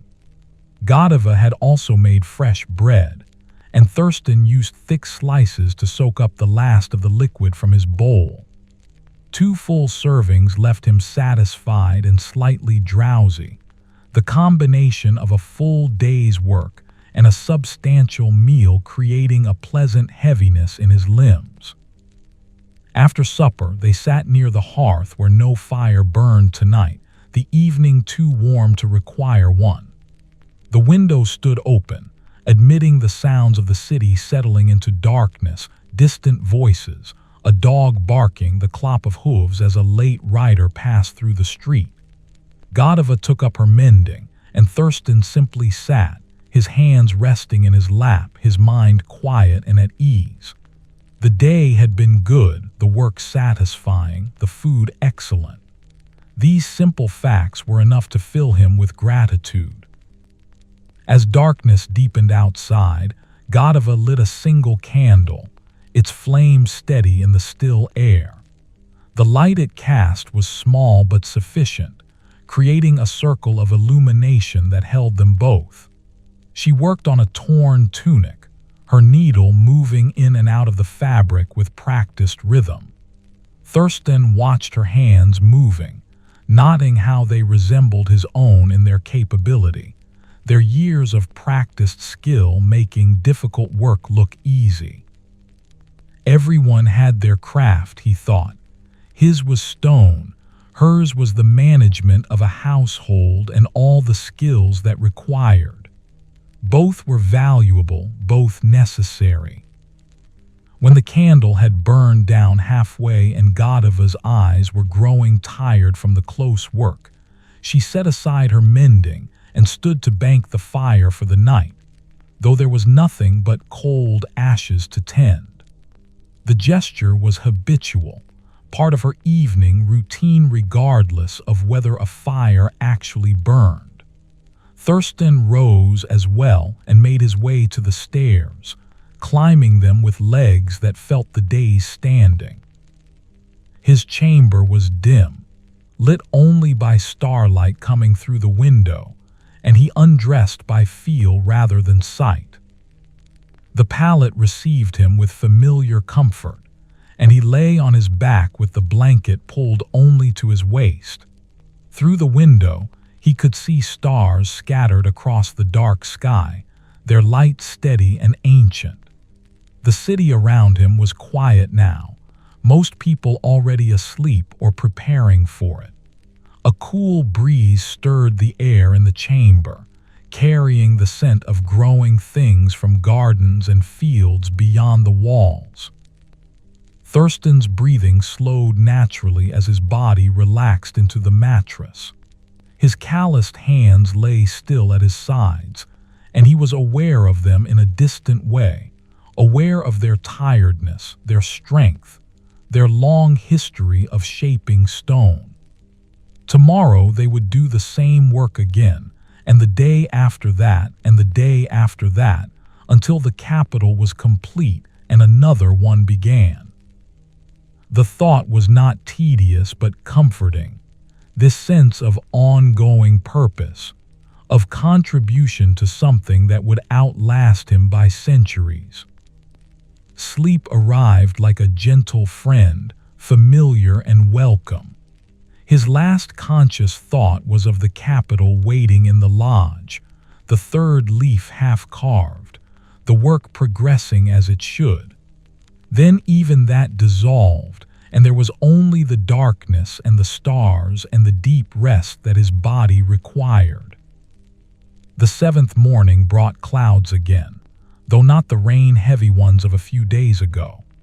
These were high and thin, creating a soft, diffused light that Thurstan, 41 years old, noticed immediately upon waking. He lay still for a moment, assessing the quality of the light through the window, judging what it would mean for the day's work. The diffused illumination would be good for carving, he decided, bright enough to see clearly but without the harsh shadows that direct sunlight sometimes created. He rose and dressed, his movements following their established pattern. Downstairs, Godiva had prepared porridge with dried cherries stirred in, their tartness a pleasant contrast to the grain's blandness. He ate slowly as always, chewing thoroughly and savoring each spoonful. The kitchen was warm and comfortable, the small fire on the hearth taking the edge off the morning's coolness. Through the window, he could see the high clouds moving slowly across the sky, their shapes changing as they drifted. The walk to the cathedral close took him past a group of women drawing water from one of the public wells. They were talking among themselves, their voices cheerful, and one was singing a working song about a faithless lover. The others joined in on the refrain, their voices blending in rough harmony. Thurstan smiled slightly at the song's playful tone. It was bawdy but not crude, the kind of song that had probably been sung at that well for generations, each group of women learning it from the ones before. At the lodge, he found his workbench exactly as he had left it the previous evening. The capital with its partially completed third leaf sat waiting, and he felt that small surge of eagerness that always came at the beginning of a work session. He selected his tools and positioned the stone to catch the best of the diffused light. The clouds would shift throughout the day, he knew, but the overall quality of illumination would remain fairly constant, one of the advantages of overcast conditions. He began where he had left off, carving the fine veins that would complete the third leaf's pattern. His work-reddened hands held the delicate chisel with practiced sureness, and the mallet descended in its gentle rhythm. Each tap produced a tiny chip of limestone, and he paused frequently to brush away the accumulating dust, revealing the emerging pattern beneath. The work required complete focus but no strain, and he found himself settling into that calm, meditative state where time seemed to slow and stretch. The morning passed in this peaceful concentration.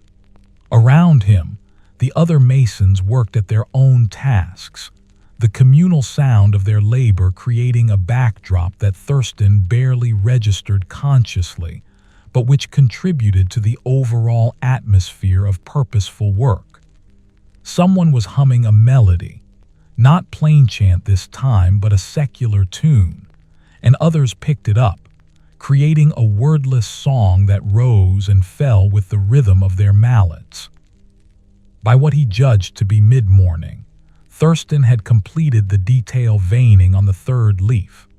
All three leaves now bore their full pattern of lines, creating the illusion of natural structure carved into pale stone.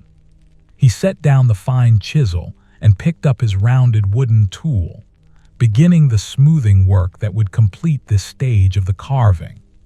The tool moved across the stone's surface with a soft, whispering sound, burnishing the limestone between the carved grooves until it developed a subtle sheen. The smoothing work allowed his mind to wander slightly, though his hands continued their task without conscious direction. He found himself thinking about the visitors who would tour the site later in the week, wondering what they would make of the work in progress. The members of the cathedral chapter were educated men, some of them having studied at the universities, and they would bring critical eyes to their inspection. But they were also men of faith, Thurstan reminded himself, who understood that this building was being constructed for the glory of God. They would recognize honest work done with care and skill. His patient nature kept him from worrying about the inspection. He could only do his work to the best of his ability, and whether it pleased the visitors or not was beyond his control. This acceptance brought him peace, allowing him to focus on the task at hand rather than on hypothetical judgments. The wooden tool continued its patient work, moving back and forth across the stone, gradually transforming rough surfaces into smooth ones. Around midday, Geoffrey appeared at his workbench. The master of the work stood in his usual stance, hands clasped behind his back, studying the capital with his experienced eye. He leaned closer to examine the detail veining, then stepped back to see the overall effect. After a long moment of silence, he spoke. "This will serve well," he said simply. Then, after another pause, he added, "The chapter will be pleased." Coming from Geoffrey, this was high praise indeed, and Thurstan felt warmth spreading through his chest. Not pride exactly, but satisfaction, the deep contentment of knowing his work met the standards that mattered. After Geoffrey had moved on, Thurstan allowed himself a brief pause, setting down his tools and flexing his fingers to ease the slight stiffness that had developed. He looked at the capital with fresh eyes, trying to see it as the visitors would, as a finished piece rather than as work in progress. The 3 oak leaves spiraled around the stone's circumference with natural grace, their surfaces bearing the intricate pattern of veins that gave them character and life.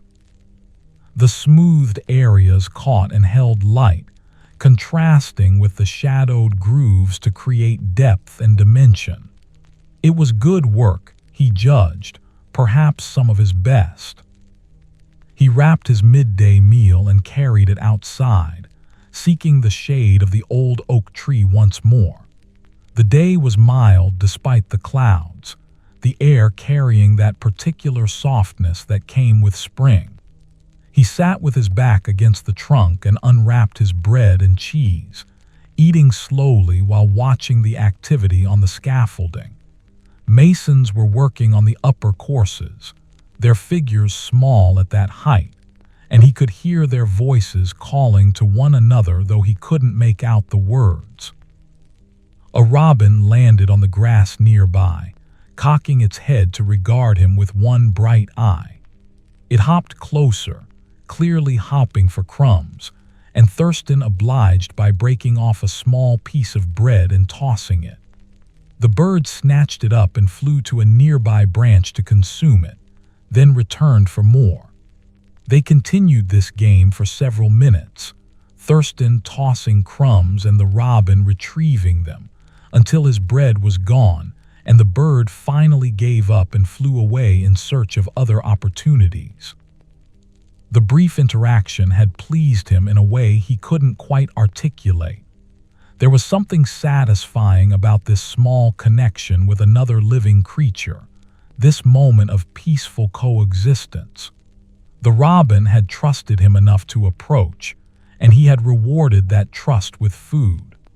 It was a tiny thing, barely worth noting, but it added to the general sense of rightness that pervaded his days, this feeling that he was living in harmony with the world around him. He finished his cheese and drank from his flask, then remained sitting for a few moments longer, reluctant to return to work just yet. The clouds overhead were moving slowly, their shapes morphing as they traveled. He watched one that resembled a dove, then saw it gradually transform into something that looked more like a sailing ship, then into an unrecognizable form that broke apart into wisps. The impermanence pleased him. Everything changed. Nothing remained static, yet the essential nature of things persisted. Clouds were still clouds regardless of their momentary shapes, just as he was still himself regardless of how the years altered his appearance. Eventually, he rose and returned to the lodge, his work-reddened hands ready to take up the tools once more. The afternoon stretched ahead, and he had decided to begin work on the final details that would complete the capital, the subtle undercuts that would deepen certain shadows, the slight variations in surface texture that would suggest the natural irregularity of real foliage. These touches would be nearly invisible to most observers, but Thurstan knew they were what separated adequate work from exceptional work. He selected his smallest chisel, one with a blade barely wider than a wheat stalk, and began adding these final refinements. Each cut was minute, creating shadows so subtle they were almost imperceptible individually, but collectively they added depth and richness to the carving, making it more than just a literal representation of oak leaves. The work required his most delicate touch, and his calloused hands moved with surprising gentleness, guiding the tiny chisel with precision measured in fractions of an inch. The afternoon light remained constant under the cloud cover, neither brightening nor dimming, and Thurstan worked steadily without the interruptions that shifting shadows sometimes created. His observant eye caught every detail, noting where more depth was needed, where a slight texture change would enhance the effect, where the stone could be left as it was. His graying black hair fell forward over his forehead as he leaned close to the work, and occasionally he brushed it back with one dusty hand, leaving pale streaks in the dark strands. Around him, the other masons had returned to their usual conversation and singing, the earlier quiet focus having relaxed back into the normal working atmosphere. Someone was telling a story about a traveling merchant who had been swindled by a clever farmer, and the other masons laughed at the tale's conclusion. The sound was warm and companionable, and Thurstan smiled to himself as he continued his careful work, appreciating the story without needing to contribute to the conversation. By late afternoon, he had completed the undercutting and texture work. The capital was now essentially finished, requiring only a final overall smoothing to bring all the surfaces to a uniform polish. He picked up his wooden tool and began this last stage, moving methodically across every surface, paying special attention to the transitions between different carved elements. The tool whispered against the stone, and gradually the entire capital took on a soft luster, its pale surface seeming to glow slightly in the diffused light. When the work was complete, Thurstan set down his tools and stepped back to view the finished piece. The capital sat on his workbench, transformed from a rough block into a work of architectural sculpture. 3 oak leaves spiraled around its circumference, each one bearing the intricate pattern of veins and the subtle variations in texture that gave them life. The carved stone seemed to have weight and presence, as if the leaves might rustle if a breeze passed through the lodge. It was ready to be installed on its column, ready to support the weight of the arch above it, ready to stand for centuries as testament to the skill and care that had shaped it. He felt that deep contentment washing over him once more, the satisfaction of a task completed well.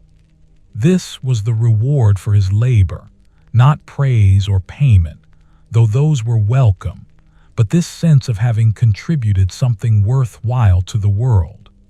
The capital would outlast him by centuries, would be seen by generations not yet born, would hold up its portion of the cathedral's weight long after his name had been forgotten. The thought brought him peace rather than melancholy. His work would endure, and that was enough. He cleaned his tools with extra care, knowing that the next project would require them to be in perfect condition. Each chisel was wiped clean of limestone dust, each edge checked for any damage, and each tool returned to its proper place on the wall. The routine of this cleaning was meditative, a way of marking the completion of one task and preparing for the next. When the last tool was hung and the workbench swept clean, he wrapped his cloak around his shoulders and stepped out into the late afternoon. The clouds had begun to break up, allowing shafts of golden sunlight to pierce through and illuminate patches of the city below. The effect was dramatic, almost theatrical, with some streets bright and others still in shadow. Thurstan walked through these alternating zones of light and dark, his boots finding their familiar path homeward. The temperature had dropped slightly with the approaching evening, and he was grateful for the cloak's warmth around his shoulders. At the lodging house, he found Godiva kneading dough for tomorrow's bread, her hands working the mass with rhythmic pressure. The kitchen smelled of yeast and flour, clean, simple scents that spoke of sustenance and care. She looked up when he entered and smiled, her weathered face crinkling at the corners of her eyes. "The stew is ready," she said, nodding toward the pot hanging over the fire. "And there's ale in the jug." Thurstan thanked her and ladled himself a bowl of the stew, which proved to be mutton with turnips and onions, thick and savory. He ate at the table while Godiva continued her kneading, the repetitive motion of her work creating a peaceful backdrop. The stew warmed him from the inside, easing the slight chill he had picked up during the walk home. The mutton was tender, falling apart under his spoon, and the turnips had absorbed the rich flavor of the broth. He mopped up the last of it with a piece of yesterday's bread, then sat back with a satisfied sigh. After the meal, Godiva shaped the kneaded dough into loaves and set them aside to rise overnight, covering them with a clean cloth. She washed her hands in a basin of water, drying them on her apron, then joined Thurstan at the table with her own bowl of stew.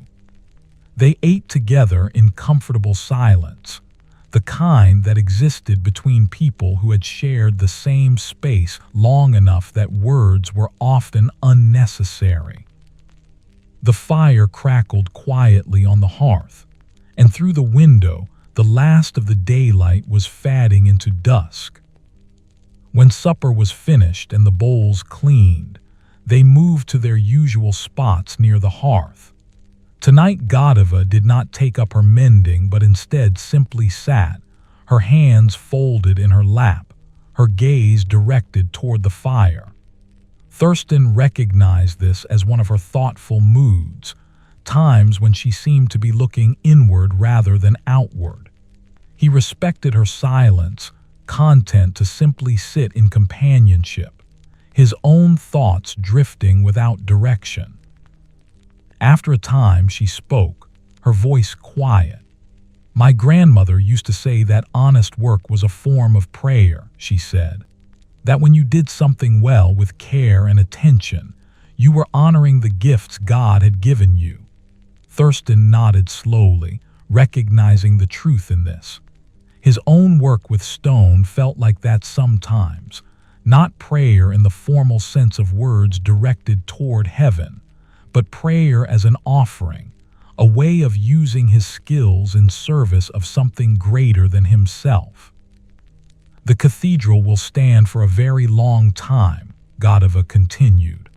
"Long after we're all gone, people will walk through it and see the work you and the others have done.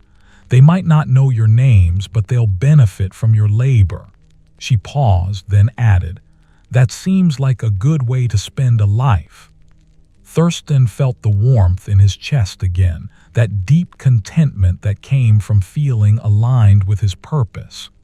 "It does," he agreed simply. They sat in silence after that, watching the fire burn down to coals. The evening had grown cool enough that the heat was welcome, and Thurstan felt it soaking into his muscles, easing the day's accumulated tiredness. His work-reddened hands rested in his lap, and he flexed them occasionally, nodding the slight stiffness in his knuckles that always appeared toward the end of a long day. Tomorrow that stiffness would be gone, and his hands would be ready to begin shaping the next capital. When the fire had burned low and the room had grown dim, Thurstan rose and climbed the stairs to his chamber. The window was open slightly, admitting cool night air that carried the scent of earth and growing things. He could hear a dog barking somewhere in the distance, and closer by, the sound of someone singing, a woman's voice, clear and high, performing a lullaby for a child. The song drifted through the darkness, wordless but soothing, and Thurstan listened until it faded into silence. He removed his boots and outer garments, then lay down on the pallet with the blanket pulled up to his shoulders. Through the window, he could see stars appearing as the last clouds dispersed, their light distant and steady. The city around him was settling into its nighttime quiet, the sounds of activity fading as people sought their beds. His breathing slowed naturally, matching the peaceful rhythm of the night, and he felt his body relaxing into the mattress. Sleep approached like a gentle tide, rising slowly but inevitably. Thurstan's last waking thought was of the completed capital, sitting on his workbench in the lodge, ready to be installed in its place on the cathedral's west front. The 3 oak leaves would support their share of the building's weight, would catch light and shadow in ways that brought them to life, would endure for centuries as part of something beautiful and enduring. The thought filled him with quiet satisfaction, and then even that dissolved, leaving only darkness and rest. The 8th morning arrived with clear skies and bright sunlight. Thurstan, 41 years old, woke to the sound of church bells ringing for the early morning office, their bronze voices carrying clearly through the cool air. He lay still for a moment, counting the bells and judging the time. It was earlier than his usual waking, but not so early that he felt the need to return to sleep. His calloused hands emerged from under the blanket, and he stretched them slowly, noting that the stiffness from yesterday had indeed disappeared overnight. He rose and dressed, then descended the stairs to find Godiva already in the kitchen, pulling the risen loaves from under their cloth and preparing to bake them. The dough had doubled in size overnight, and she shaped it one final time before sliding the loaves into the oven built into the side of the hearth. The smell of baking bread would soon fill the house, but for now the kitchen held only the scent of wood smoke and the yeasty aroma of raw dough. Breakfast was leftover porridge from yesterday, warmed over the fire and sweetened with a drizzle of honey. Thurstan ate it standing, leaning against the wall near the hearth, watching Godiva work. She moved with economical precision, each gesture purposeful and practiced, and he found himself thinking again about what she had said the previous evening, about honest work being a form of prayer. Her work with the household was as skilled as his work with stone, he realized, requiring the same attention to detail and the same accumulated knowledge built up over years of practice. The walk to the cathedral took him through streets still quiet in the early morning. A few people were about, a baker's apprentice carrying a tray of fresh loaves to someone's house, a woman drawing water from a well, a priest hurrying toward one of the smaller churches for morning mass. The air was cool and fresh, carrying the promise of a warm day to come, and Thurstan breathed deeply, filling his lungs with the clean morning atmosphere. At the lodge, he found Geoffrey examining the completed capital, running his weathered hands over its surface. The master of the works looked up when Thurstan entered and nodded in greeting. "Fine work," he said again, then added, "We'll install it tomorrow if the weather holds. The column is ready." Thurstan felt a small surge of satisfaction at this news. Seeing his work installed in its final position was always rewarding. The moment when carved stone became architecture, when individual effort joined with collective labor to create something greater than the sum of its parts. Geoffrey gestured toward another rough block of limestone sitting on the floor near the workbench. "Your next piece," he said. "Same design, but mirror it. The leaves should spiral in the opposite direction to create symmetry." Thurstan nodded his understanding. This was common practice in architectural sculpture, creating pairs of capitals that balanced each other visually. The work would be similar to what he had just completed, but not identical. The reversed spiral would require him to think differently about each cut, to approach familiar forms from new angles.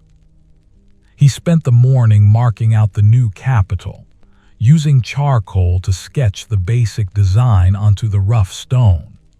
This preparatory work required no cutting, only careful measurement and planning.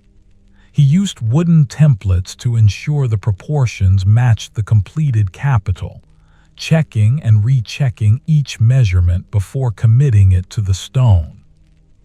His observant eye caught every slight deviation from the template, and his patient nature allowed him to erase and redraw lines until they satisfied him completely. The marking process was meditative in its own way, requiring concentration but not physical strain. Thurstan found himself humming plain-chant melodies as he worked, the familiar tunes emerging unconsciously. Around him, the other masons were engaged in their various tasks, some carving, some cutting ashlar blocks, some mixing mortar for the masons working on the scaffolding. The lodge hummed with purposeful activity, each man contributing to the overall progress of the cathedral's construction. By midday, the design was marked out completely. The 3 leaves were sketched onto the stone's surface, their positions carefully calculated to create the mirror image of the first capital's spiral.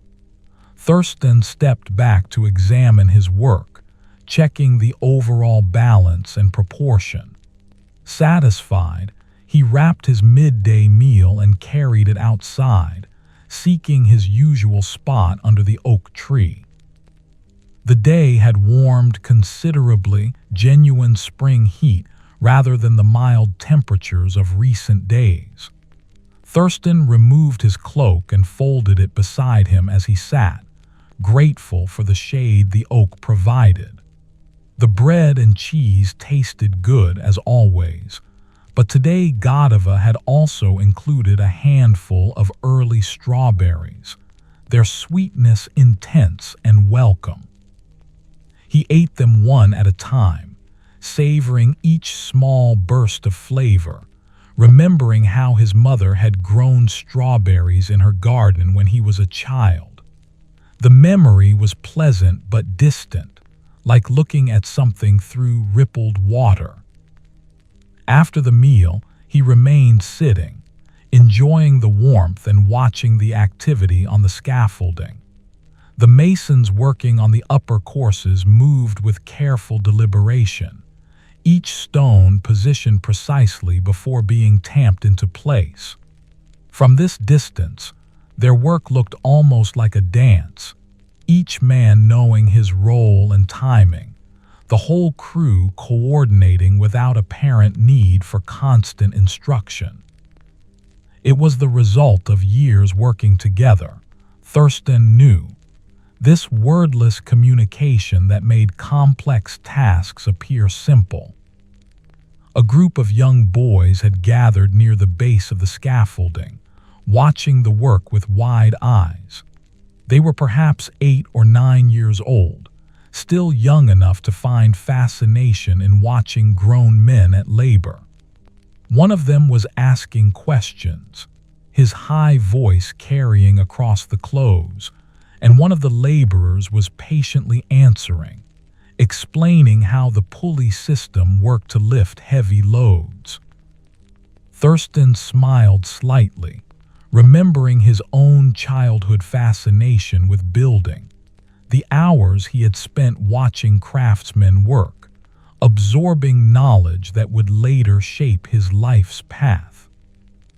Eventually, the bells rang for the afternoon work to resume, and Thurstan rose from his spot under the tree, gathering his cloak and making his way back to the lodge. The afternoon would be spent on the rough cutting that would establish the capital's basic form, removing the excess stone that surrounded the marked design.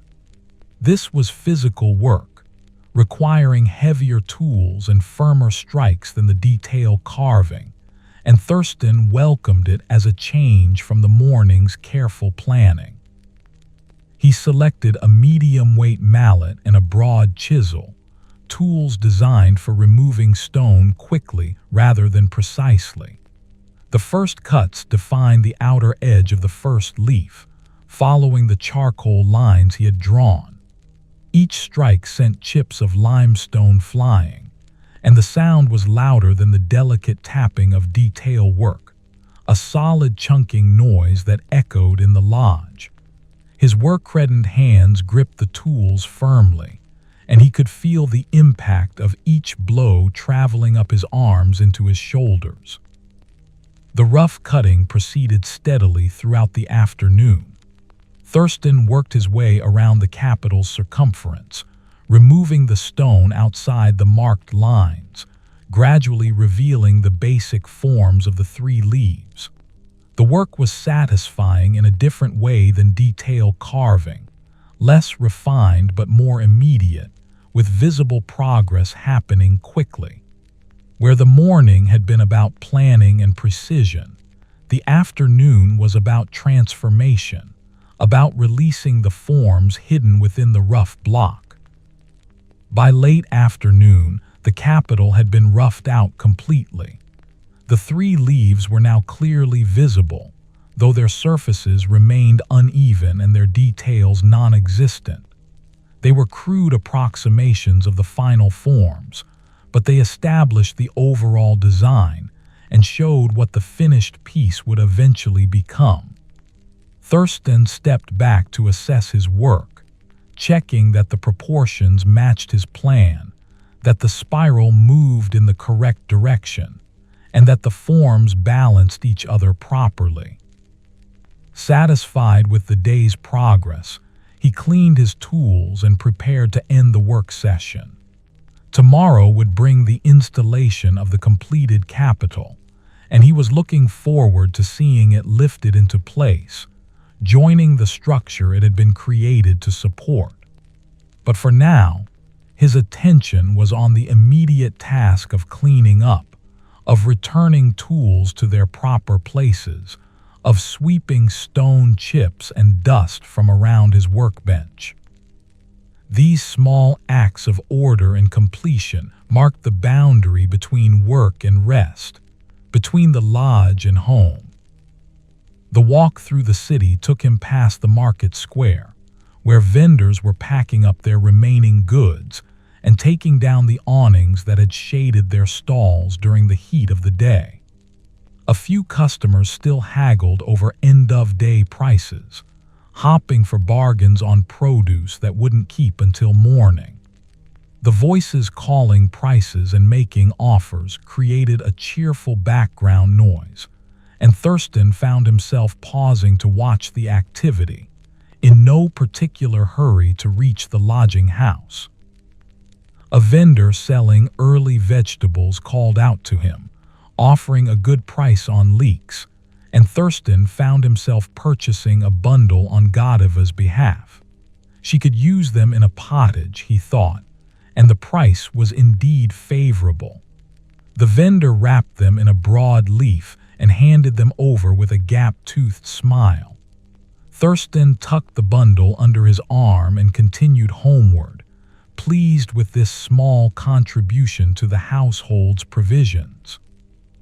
At the lodging house, Godiva was delighted with the leeks, exclaiming over their size and freshness. She immediately began planning tomorrow's supper around them, discussing various preparations with herself as she moved about the kitchen. Thurstan sat at the table and watched her work, feeling that sense of domestic peace that came from being part of a well-ordered household.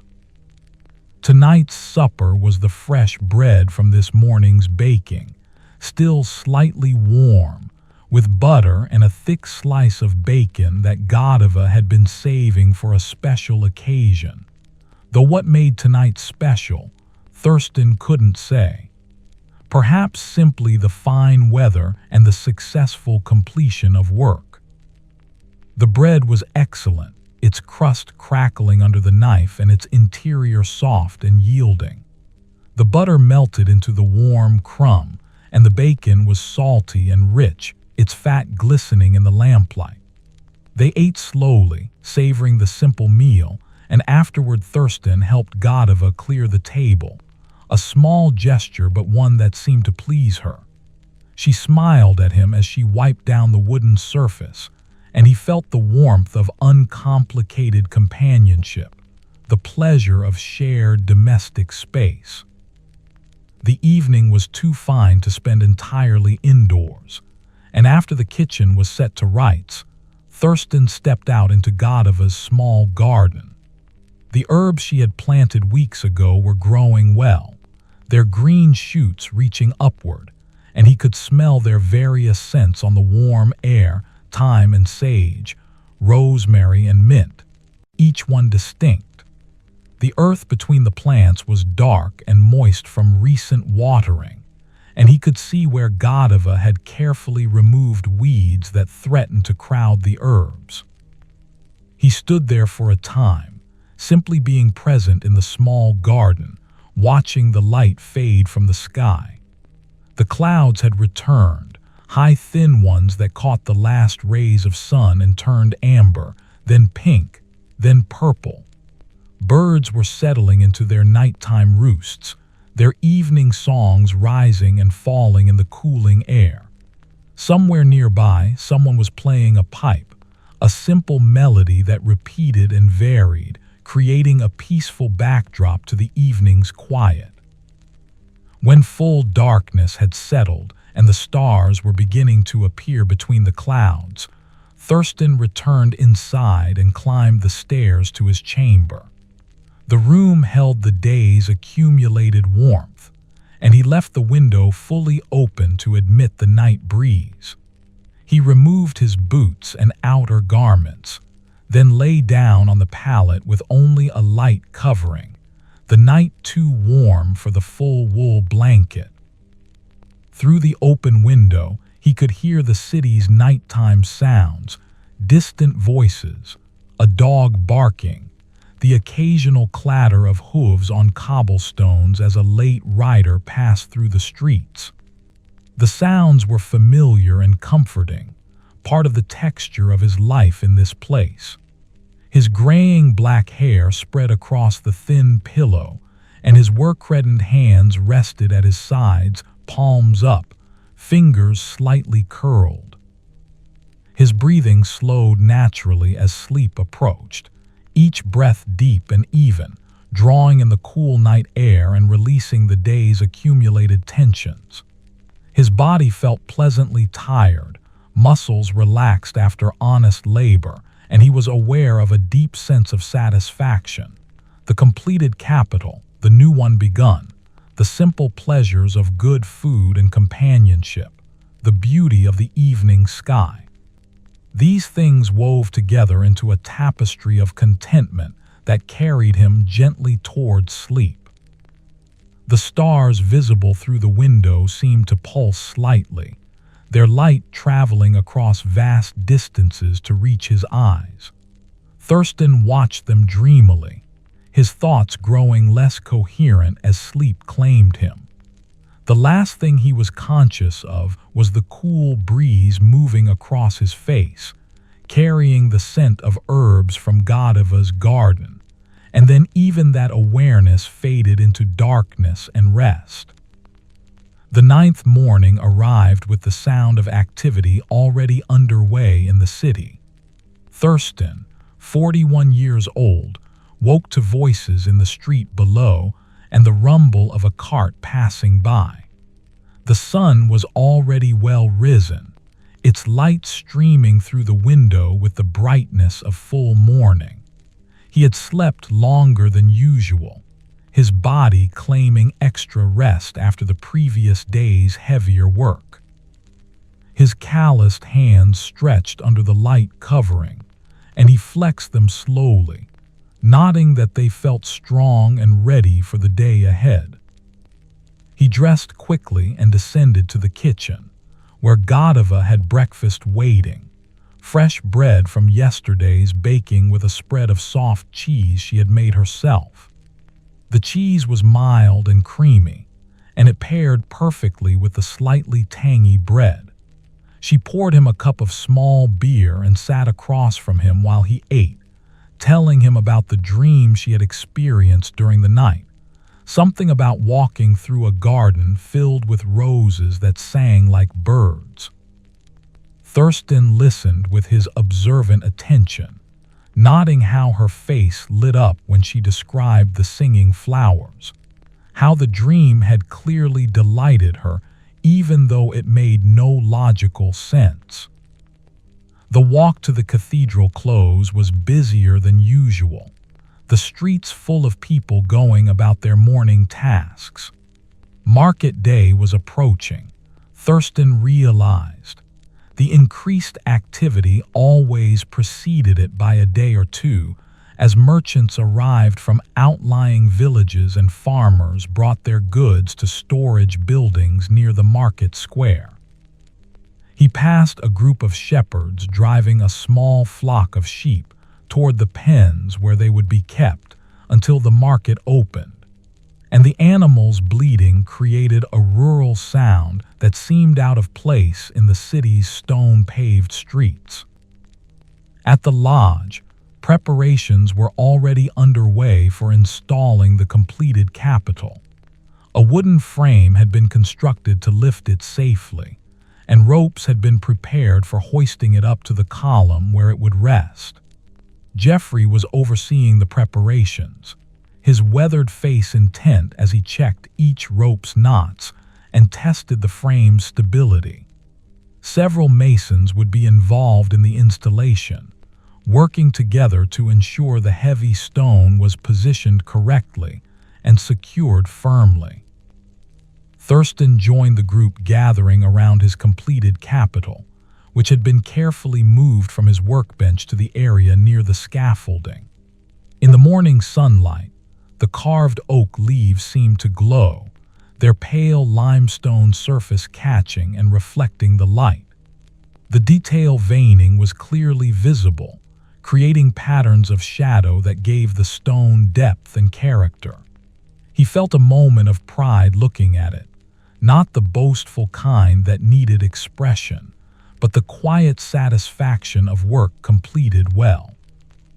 Jeffrey assigned positions to each man involved in the lift. Thurstan would guide the capital from below initially, then climb the scaffolding to help position it once it reached the correct height. Two experienced masons would be waiting on the scaffold platform to receive the stone, and several laborers would manage the ropes that controlled the lifting frame. Everyone understood their role, and the coordination required came naturally from years of working together on similar tasks.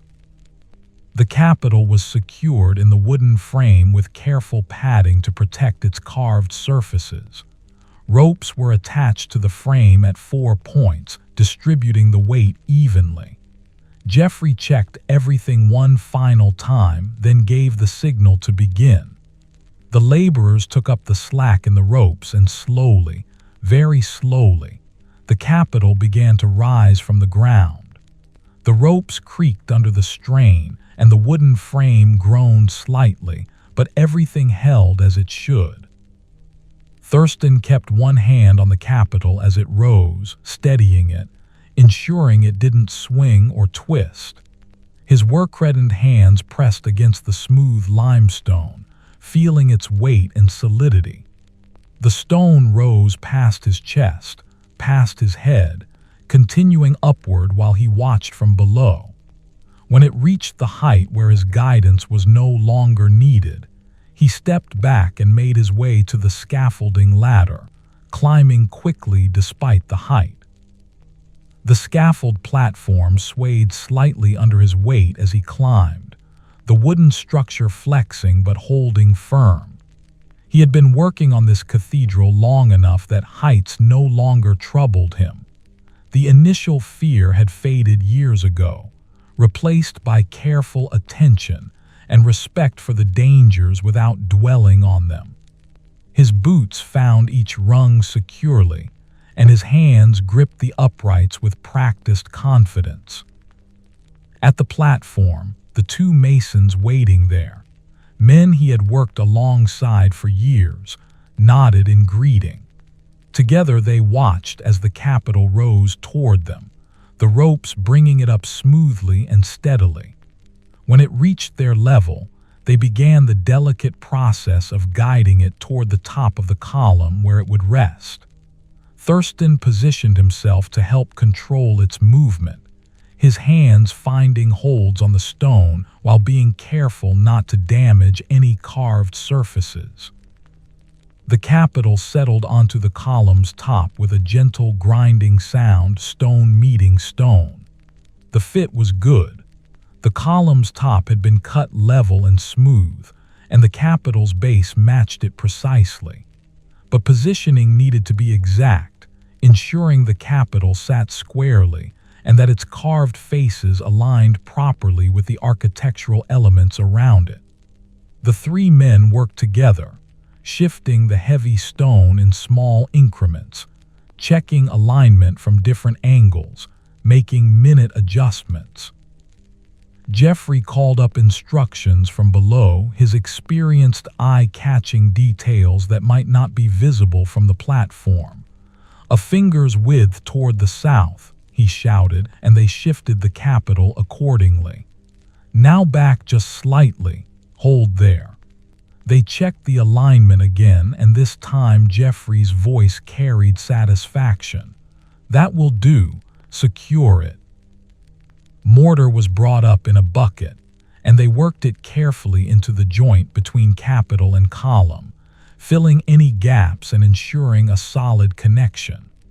The mortar was mixed thick enough to stay in place without running, and they smoothed it with wooden tools, creating clean joints that would harden overnight. When the work was complete, they stepped back to admire the result. The carved Capitol now part of the structure, its oak leaves seeming to spring naturally from the column's top. Thurstan remained on the platform for a few moments after the others had descended, simply looking at his completed work in its final position. From up here, he could see how it related to the other Capitols already installed, how the repeated pattern of carved foliage created rhythm and unity along the arcade.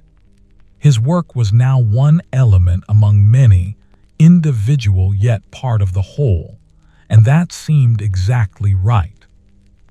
The thought brought him that deep contentment once more, the sense of contribution to something larger and more enduring than himself. He climbed down carefully, his legs feeling the strain of the descent after the morning's work. At ground level, Jeffrey was already moving on to other tasks, satisfied that the installation had gone well. The other masons dispersed to their various projects, and Thurstan returned to the lodge where his next Capitol waited, the roughed-out form with its reversed spiral of oak leaves. The afternoon found him beginning the detailed work on the new Capitol, carving the central vein down the first leaf's length. The work felt familiar now after completing the previous Capitol, his hands knowing almost instinctively where each cut should fall. Yet the reversed spiral required him to think differently about each stroke, to approach from opposite angles, and this mental adjustment kept the work from becoming merely repetitive. His patient nature served him well in this, allowing him to stay present with each cut rather than rushing ahead mentally to what came next. The limestone responded to his chisel with the same yielding quality as the previous block, confirming that both had come from the same quarry bed. This consistency was valuable. It meant he could trust his developing understanding of how this particular stone would behave under different pressures and angles. His work-reddened hands held the tools with practiced sureness, and the familiar rhythm of mallet against chisel created a meditative backdrop to the afternoon's labor.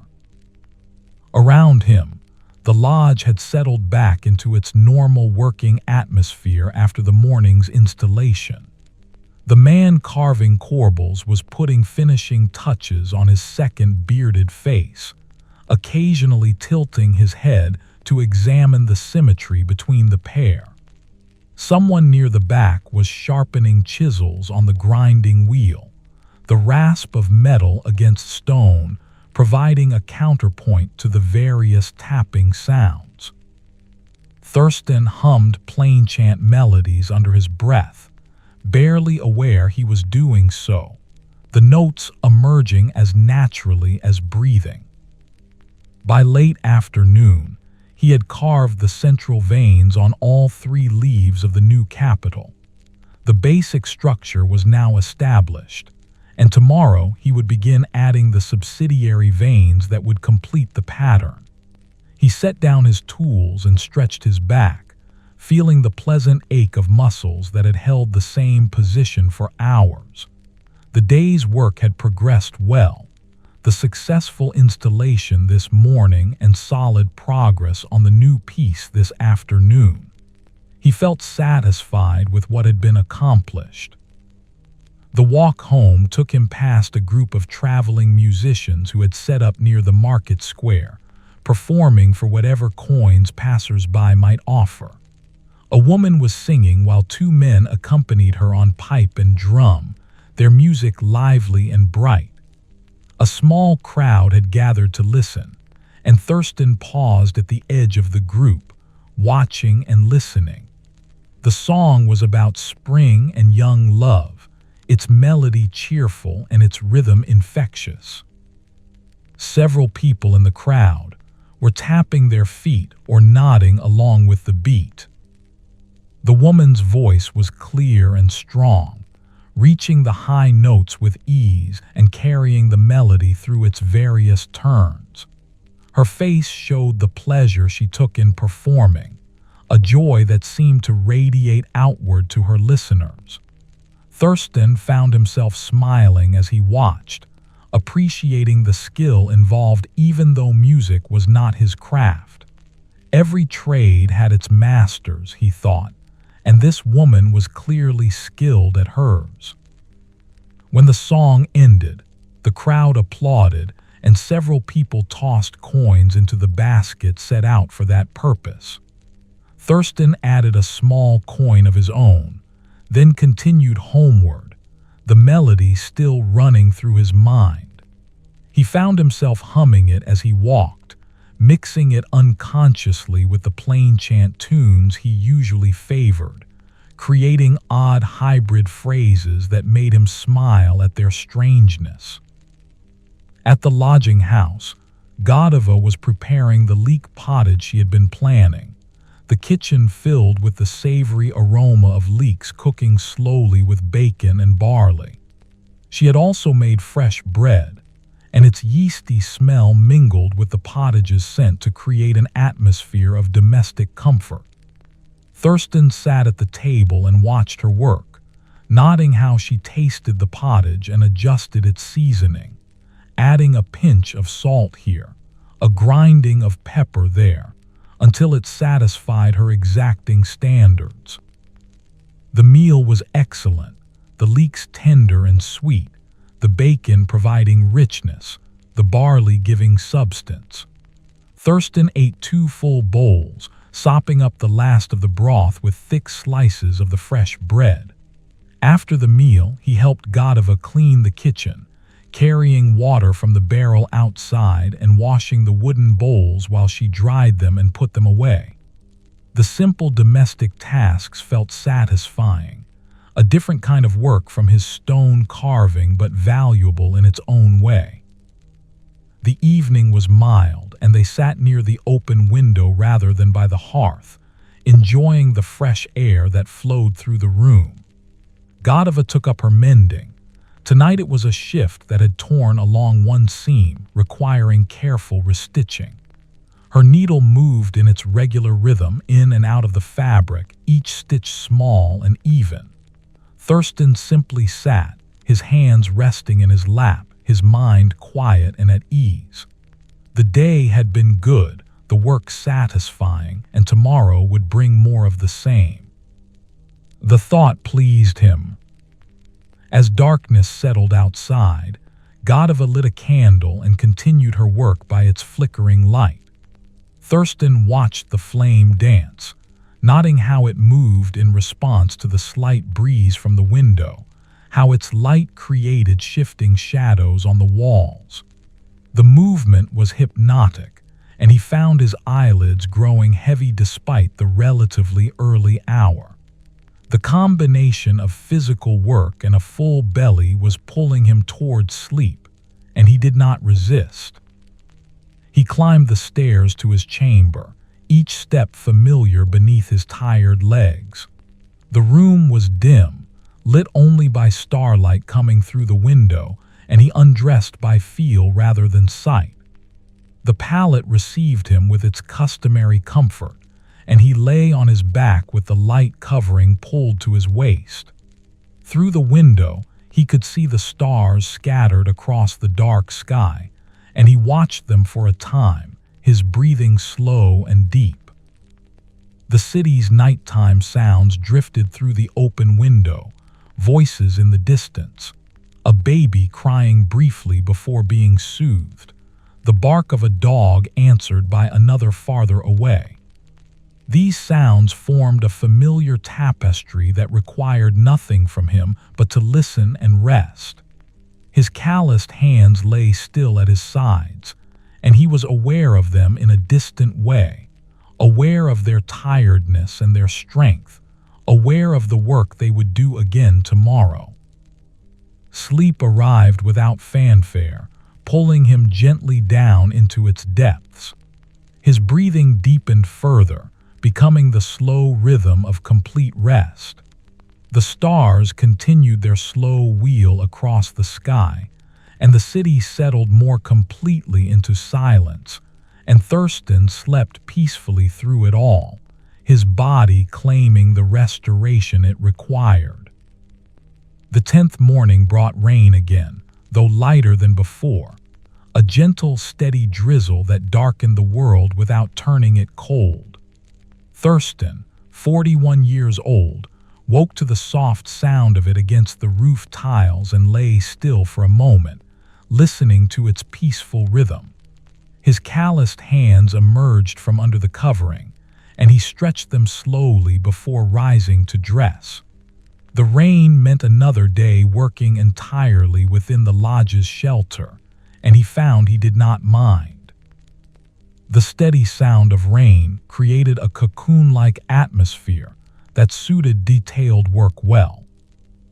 Breakfast was porridge with a spoonful of preserved plums stirred in, their sweetness concentrated from the cooking process that had preserved them through the winter.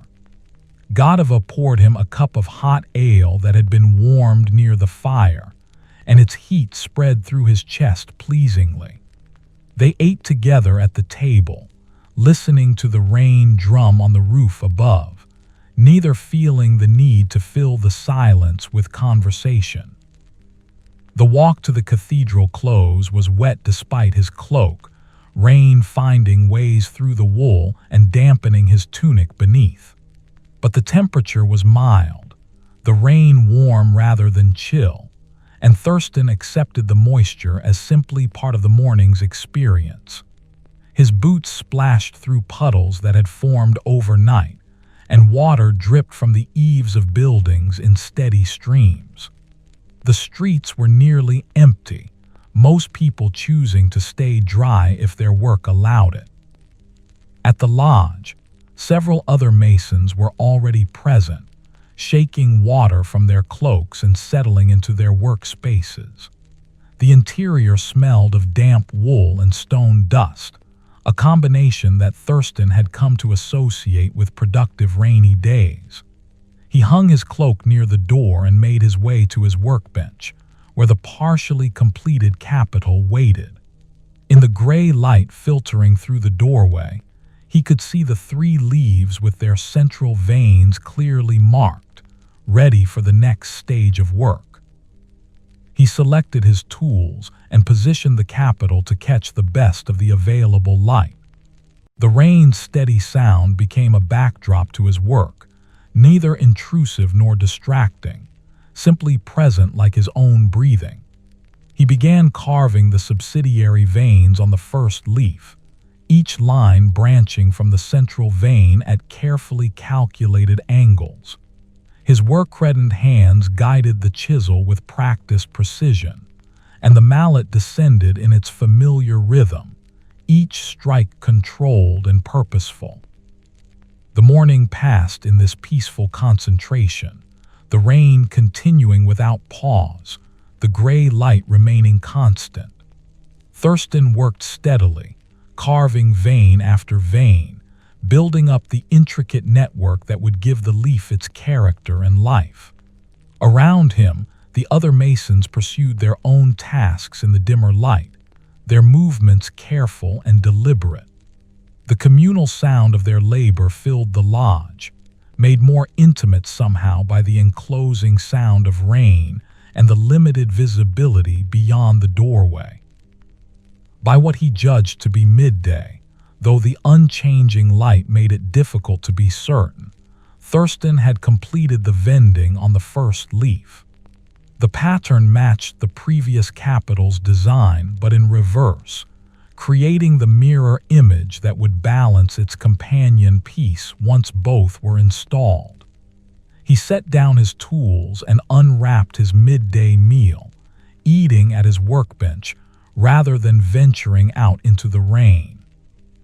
The bread was slightly damp from his walk through the weather, but the cheese was good, and he had an apple that Godiva had included, its skin slightly wrinkled from winter storage, but its flesh still crisp and tart. As he ate, he found himself thinking about the passing of seasons, how each one brought its particular character to the work. Winter meant short days and cold fingers. Spring brought rain and new growth. Summer would offer long hours and intense heat.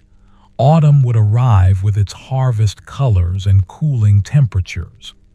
The cycle repeated endlessly, and yet each year felt subtly different, marked by its own particular events and circumstances. He had been carving stone through perhaps 20 such cycles now, and each one had added to his accumulated knowledge and skill. The thought brought him a sense of continuity and belonging. He was part of something larger than himself, not just the cathedral's construction, but the endless succession of seasons and years, the ongoing life of the city, the chain of craftsmen stretching backward and forward through time. His work would outlast him, but it would also be part of this larger flow, this ongoing human effort to create beauty and meaning. The realization settled over him like a comfortable cloak, bringing that deep contentment he recognized as his natural state. He finished his meal and returned to work, beginning the evening on the second leaf. The afternoon proceeded like the morning, steady, unhurried, marked by the progress of the carving rather than by external measures of time. The rain continued its gentle drumming on the roof, and the gray light remained constant, creating a timeless quality that made hours seem to stretch and compress simultaneously.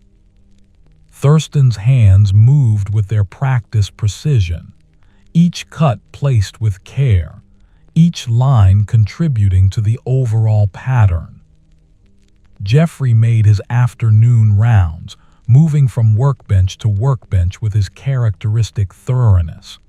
When he reached Thurston's station, he stood in silence for several moments, examining the partially completed capital. His weathered fingers traced the carved veins, feeling their depth and smoothness, checking the precision of the angles.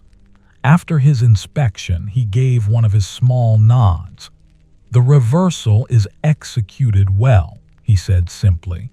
"The pair will balance properly." The words were spare, but Thurstan understood the approval they carried.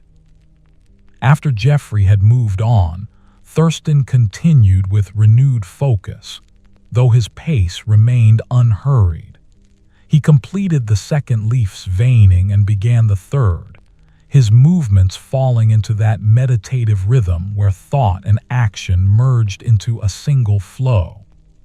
The chisel advanced in small increments, each tap of the mallet controlled and measured, and the limestone yielded its fragments in predictable ways.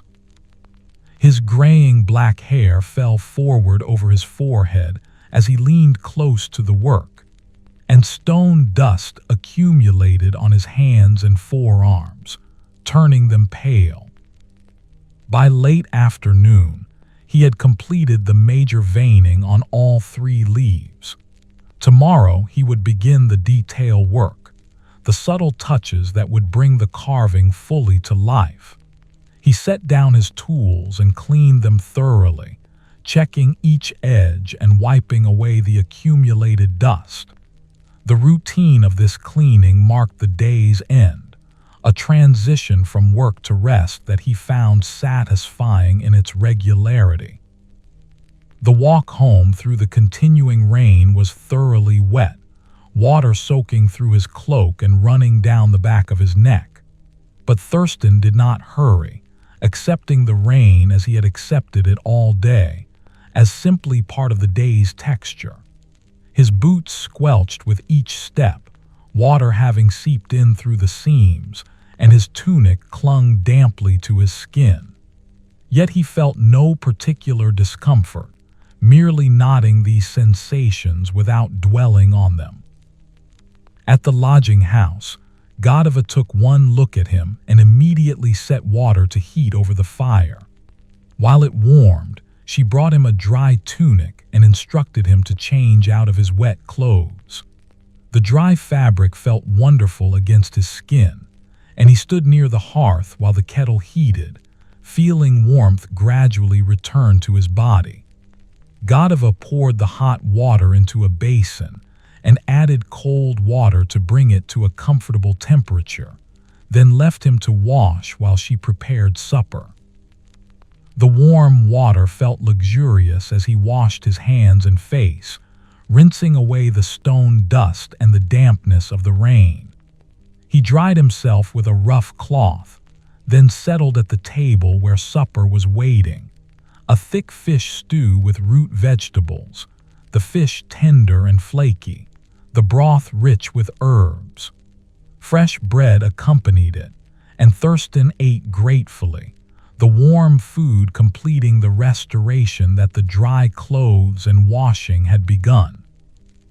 After the meal, they sat near the hearth where Godiva had built up the fire to counter the dampness.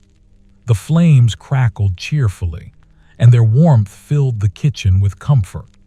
She took up her mending, and Thurstan simply sat, watching the fire and listening to the rain continue outside.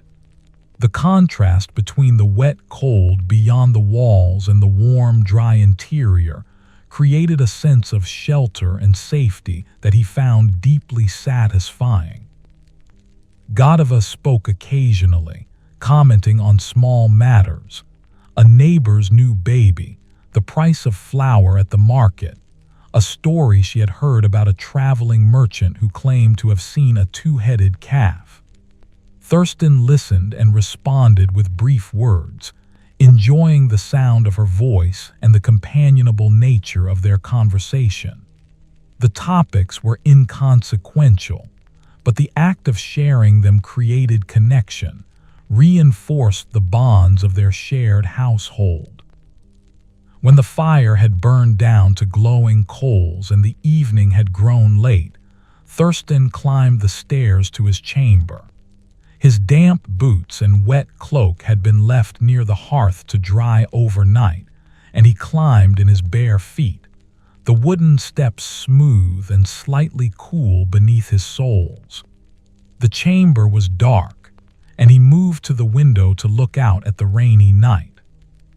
Street light was minimal, just the faint glow from a few windows where candles or fires still burned, and the rain created a curtain that obscured even these small lights. He lay down on the pallet, pulling the wool blanket up to his shoulders. The rain sound on the roof was soothing, a steady rhythm that required nothing from him but to listen. His body felt pleasantly tired, muscles relaxed after the day's work, and he was aware of that deep satisfaction that came from productive labor and simple comforts. His calloused hands rested on his chest, and he could feel his heartbeat beneath them, steady and strong. Sleep came easily, arriving on the sound of the rain. His breathing slowed and deepened, matching the steady rhythm of water falling on tiles. The darkness was complete and peaceful, holding nothing but rest and the gentle sound of rain continuing through the night. Thurstan slept deeply, his body claiming the restoration it required, while outside the rain gradually diminished, softening to a mist before finally stopping altogether sometime in the hours before dawn. The 11th morning arrived clear and fresh, the world washed clean by the previous day's rain. Thurstan, 41 years old, woke to brilliant sunshine streaming through the window and birds singing with particular enthusiasm. The air coming through the opening smelled of wet earth and growing things, clean and vibrant. He lay still for a moment, savoring the pleasant contrast between yesterday's gray dampness and today's bright clarity. His calloused hands stretched under the blanket, and he flexed them slowly, nodding they felt strong and ready for detailed work. He dressed and descended to the kitchen, where Godiva had prepared a special breakfast: fresh eggs scrambled with herbs from her garden, thick slices of bread toasted over the fire, and a cup of milk still cool from the morning. The eggs were fluffy and fragrant with thyme and chives, and Thurstan ate slowly, appreciating the treat. Godiva explained that a neighbor who kept chickens had brought the eggs in exchange for some mending work she had done, and the abundance meant they could enjoy them fresh rather than preserved. The walk to the cathedral took him through streets transformed by the rain and subsequent sunshine. Everything seemed to sparkle in the bright light, puddles reflecting the blue sky, wet cobblestones gleaming, water droplets on leaves catching and refracting sunlight into tiny rainbows. The air was filled with the sounds of renewed activity after yesterday's weather-imposed quiet, shop shutters opening, voices calling greetings, cart wheels rumbling over the damp stones. Thurstan felt his spirits lift in response to the general atmosphere of renewed energy. At the lodge, the doorway stood wide open to admit the fresh air and brilliant light. Someone had swept the floor clean during yesterday's rain-imposed indoor time, and the workspace looked particularly organized and ready. Thurstan's capital sat on his workbench, its 3 leaves with their completed major veining clearly visible in the strong sunlight. Today, he would begin the detail work that would complete the carving, the fine touches that would transform good work into excellent work. He selected his finest tools and positioned the capital to catch the best light. The sunshine illuminated every surface with clarity, making even the smallest details visible. He began adding the subtle undercuts that would deepen certain shadows, using his smallest chisel to make cuts so fine they were almost invisible individually. His work-reddened hands held the tools with delicate precision, and each tap of the mallet was barely more than a suggestion, creating the gentlest possible impact. The detailed work required his complete attention, and the morning passed in deep concentration. Around him, the other masons worked at their various tasks, the lodge filled with the familiar sounds of mallets and chisels, but Thurstan was only peripherally aware of them. His focus had narrowed to the immediate work before him. This line, this shadow, this subtle variation in depth. His observant eye caught every nuance, and his patient nature allowed him to spend whatever time was needed to achieve exactly the effect he envisioned. By midday, he had completed the detailed work on the first leaf, adding the final touches that brought it fully to life. The surface now bore dozens of subtle variations, tiny undercuts that deepened shadows, slight texture changes that suggested natural weathering, barely perceptible shifts in depth that created the illusion of organic form. He set down his tools and stepped back to examine the effect, and felt satisfaction wash over him. The carved stone seemed almost alive, the oak leaf appearing ready to rustle if a breeze passed through the lodge. He carried his midday meal outside, seeking the warmth of the sun after yesterday's dampness. The cathedral close was busy with activity, masons on the scaffolding, laborers mixing mortar, the sounds of construction rising into the clear air. Thurstan found his usual spot under the oak tree, which had itself put out new leaves since he had last noticed, their spring green bright and tender against the darker bark. The bread and cheese tasted particularly good in the sunshine, and he ate slowly, watching swallows dart through the air above the rising walls. The birds were building nests in the scaffolding, he noticed, taking advantage of the wooden structure's many sheltered corners. Their flight was swift and purposeful, each bird carrying bits of mud and grass to construct their homes.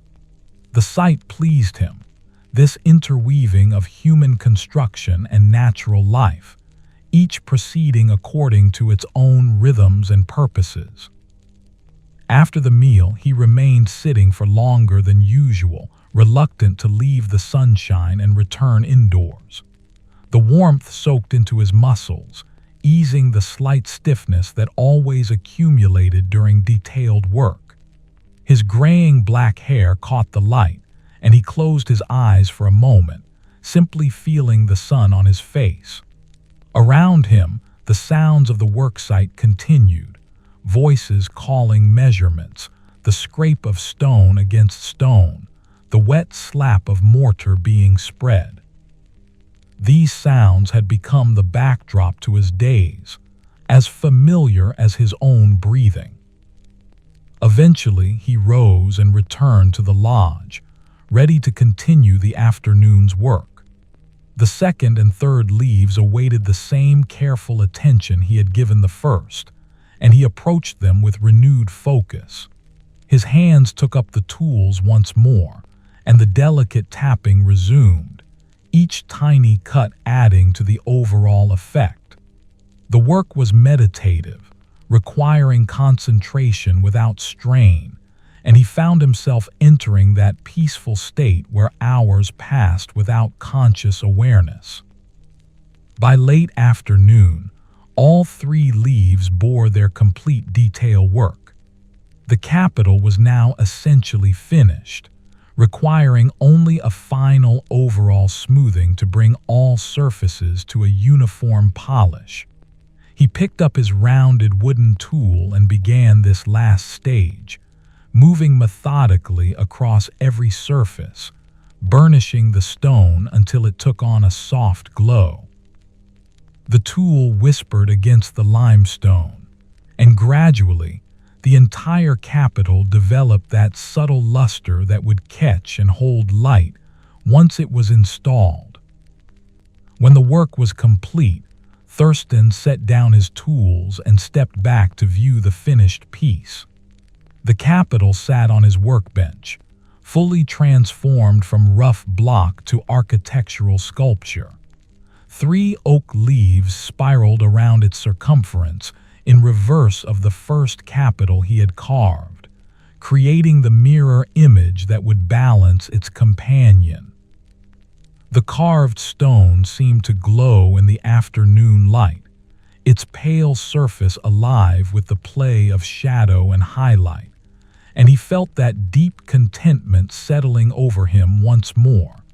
The satisfaction of work completed well, of contribution made to something enduring and beautiful.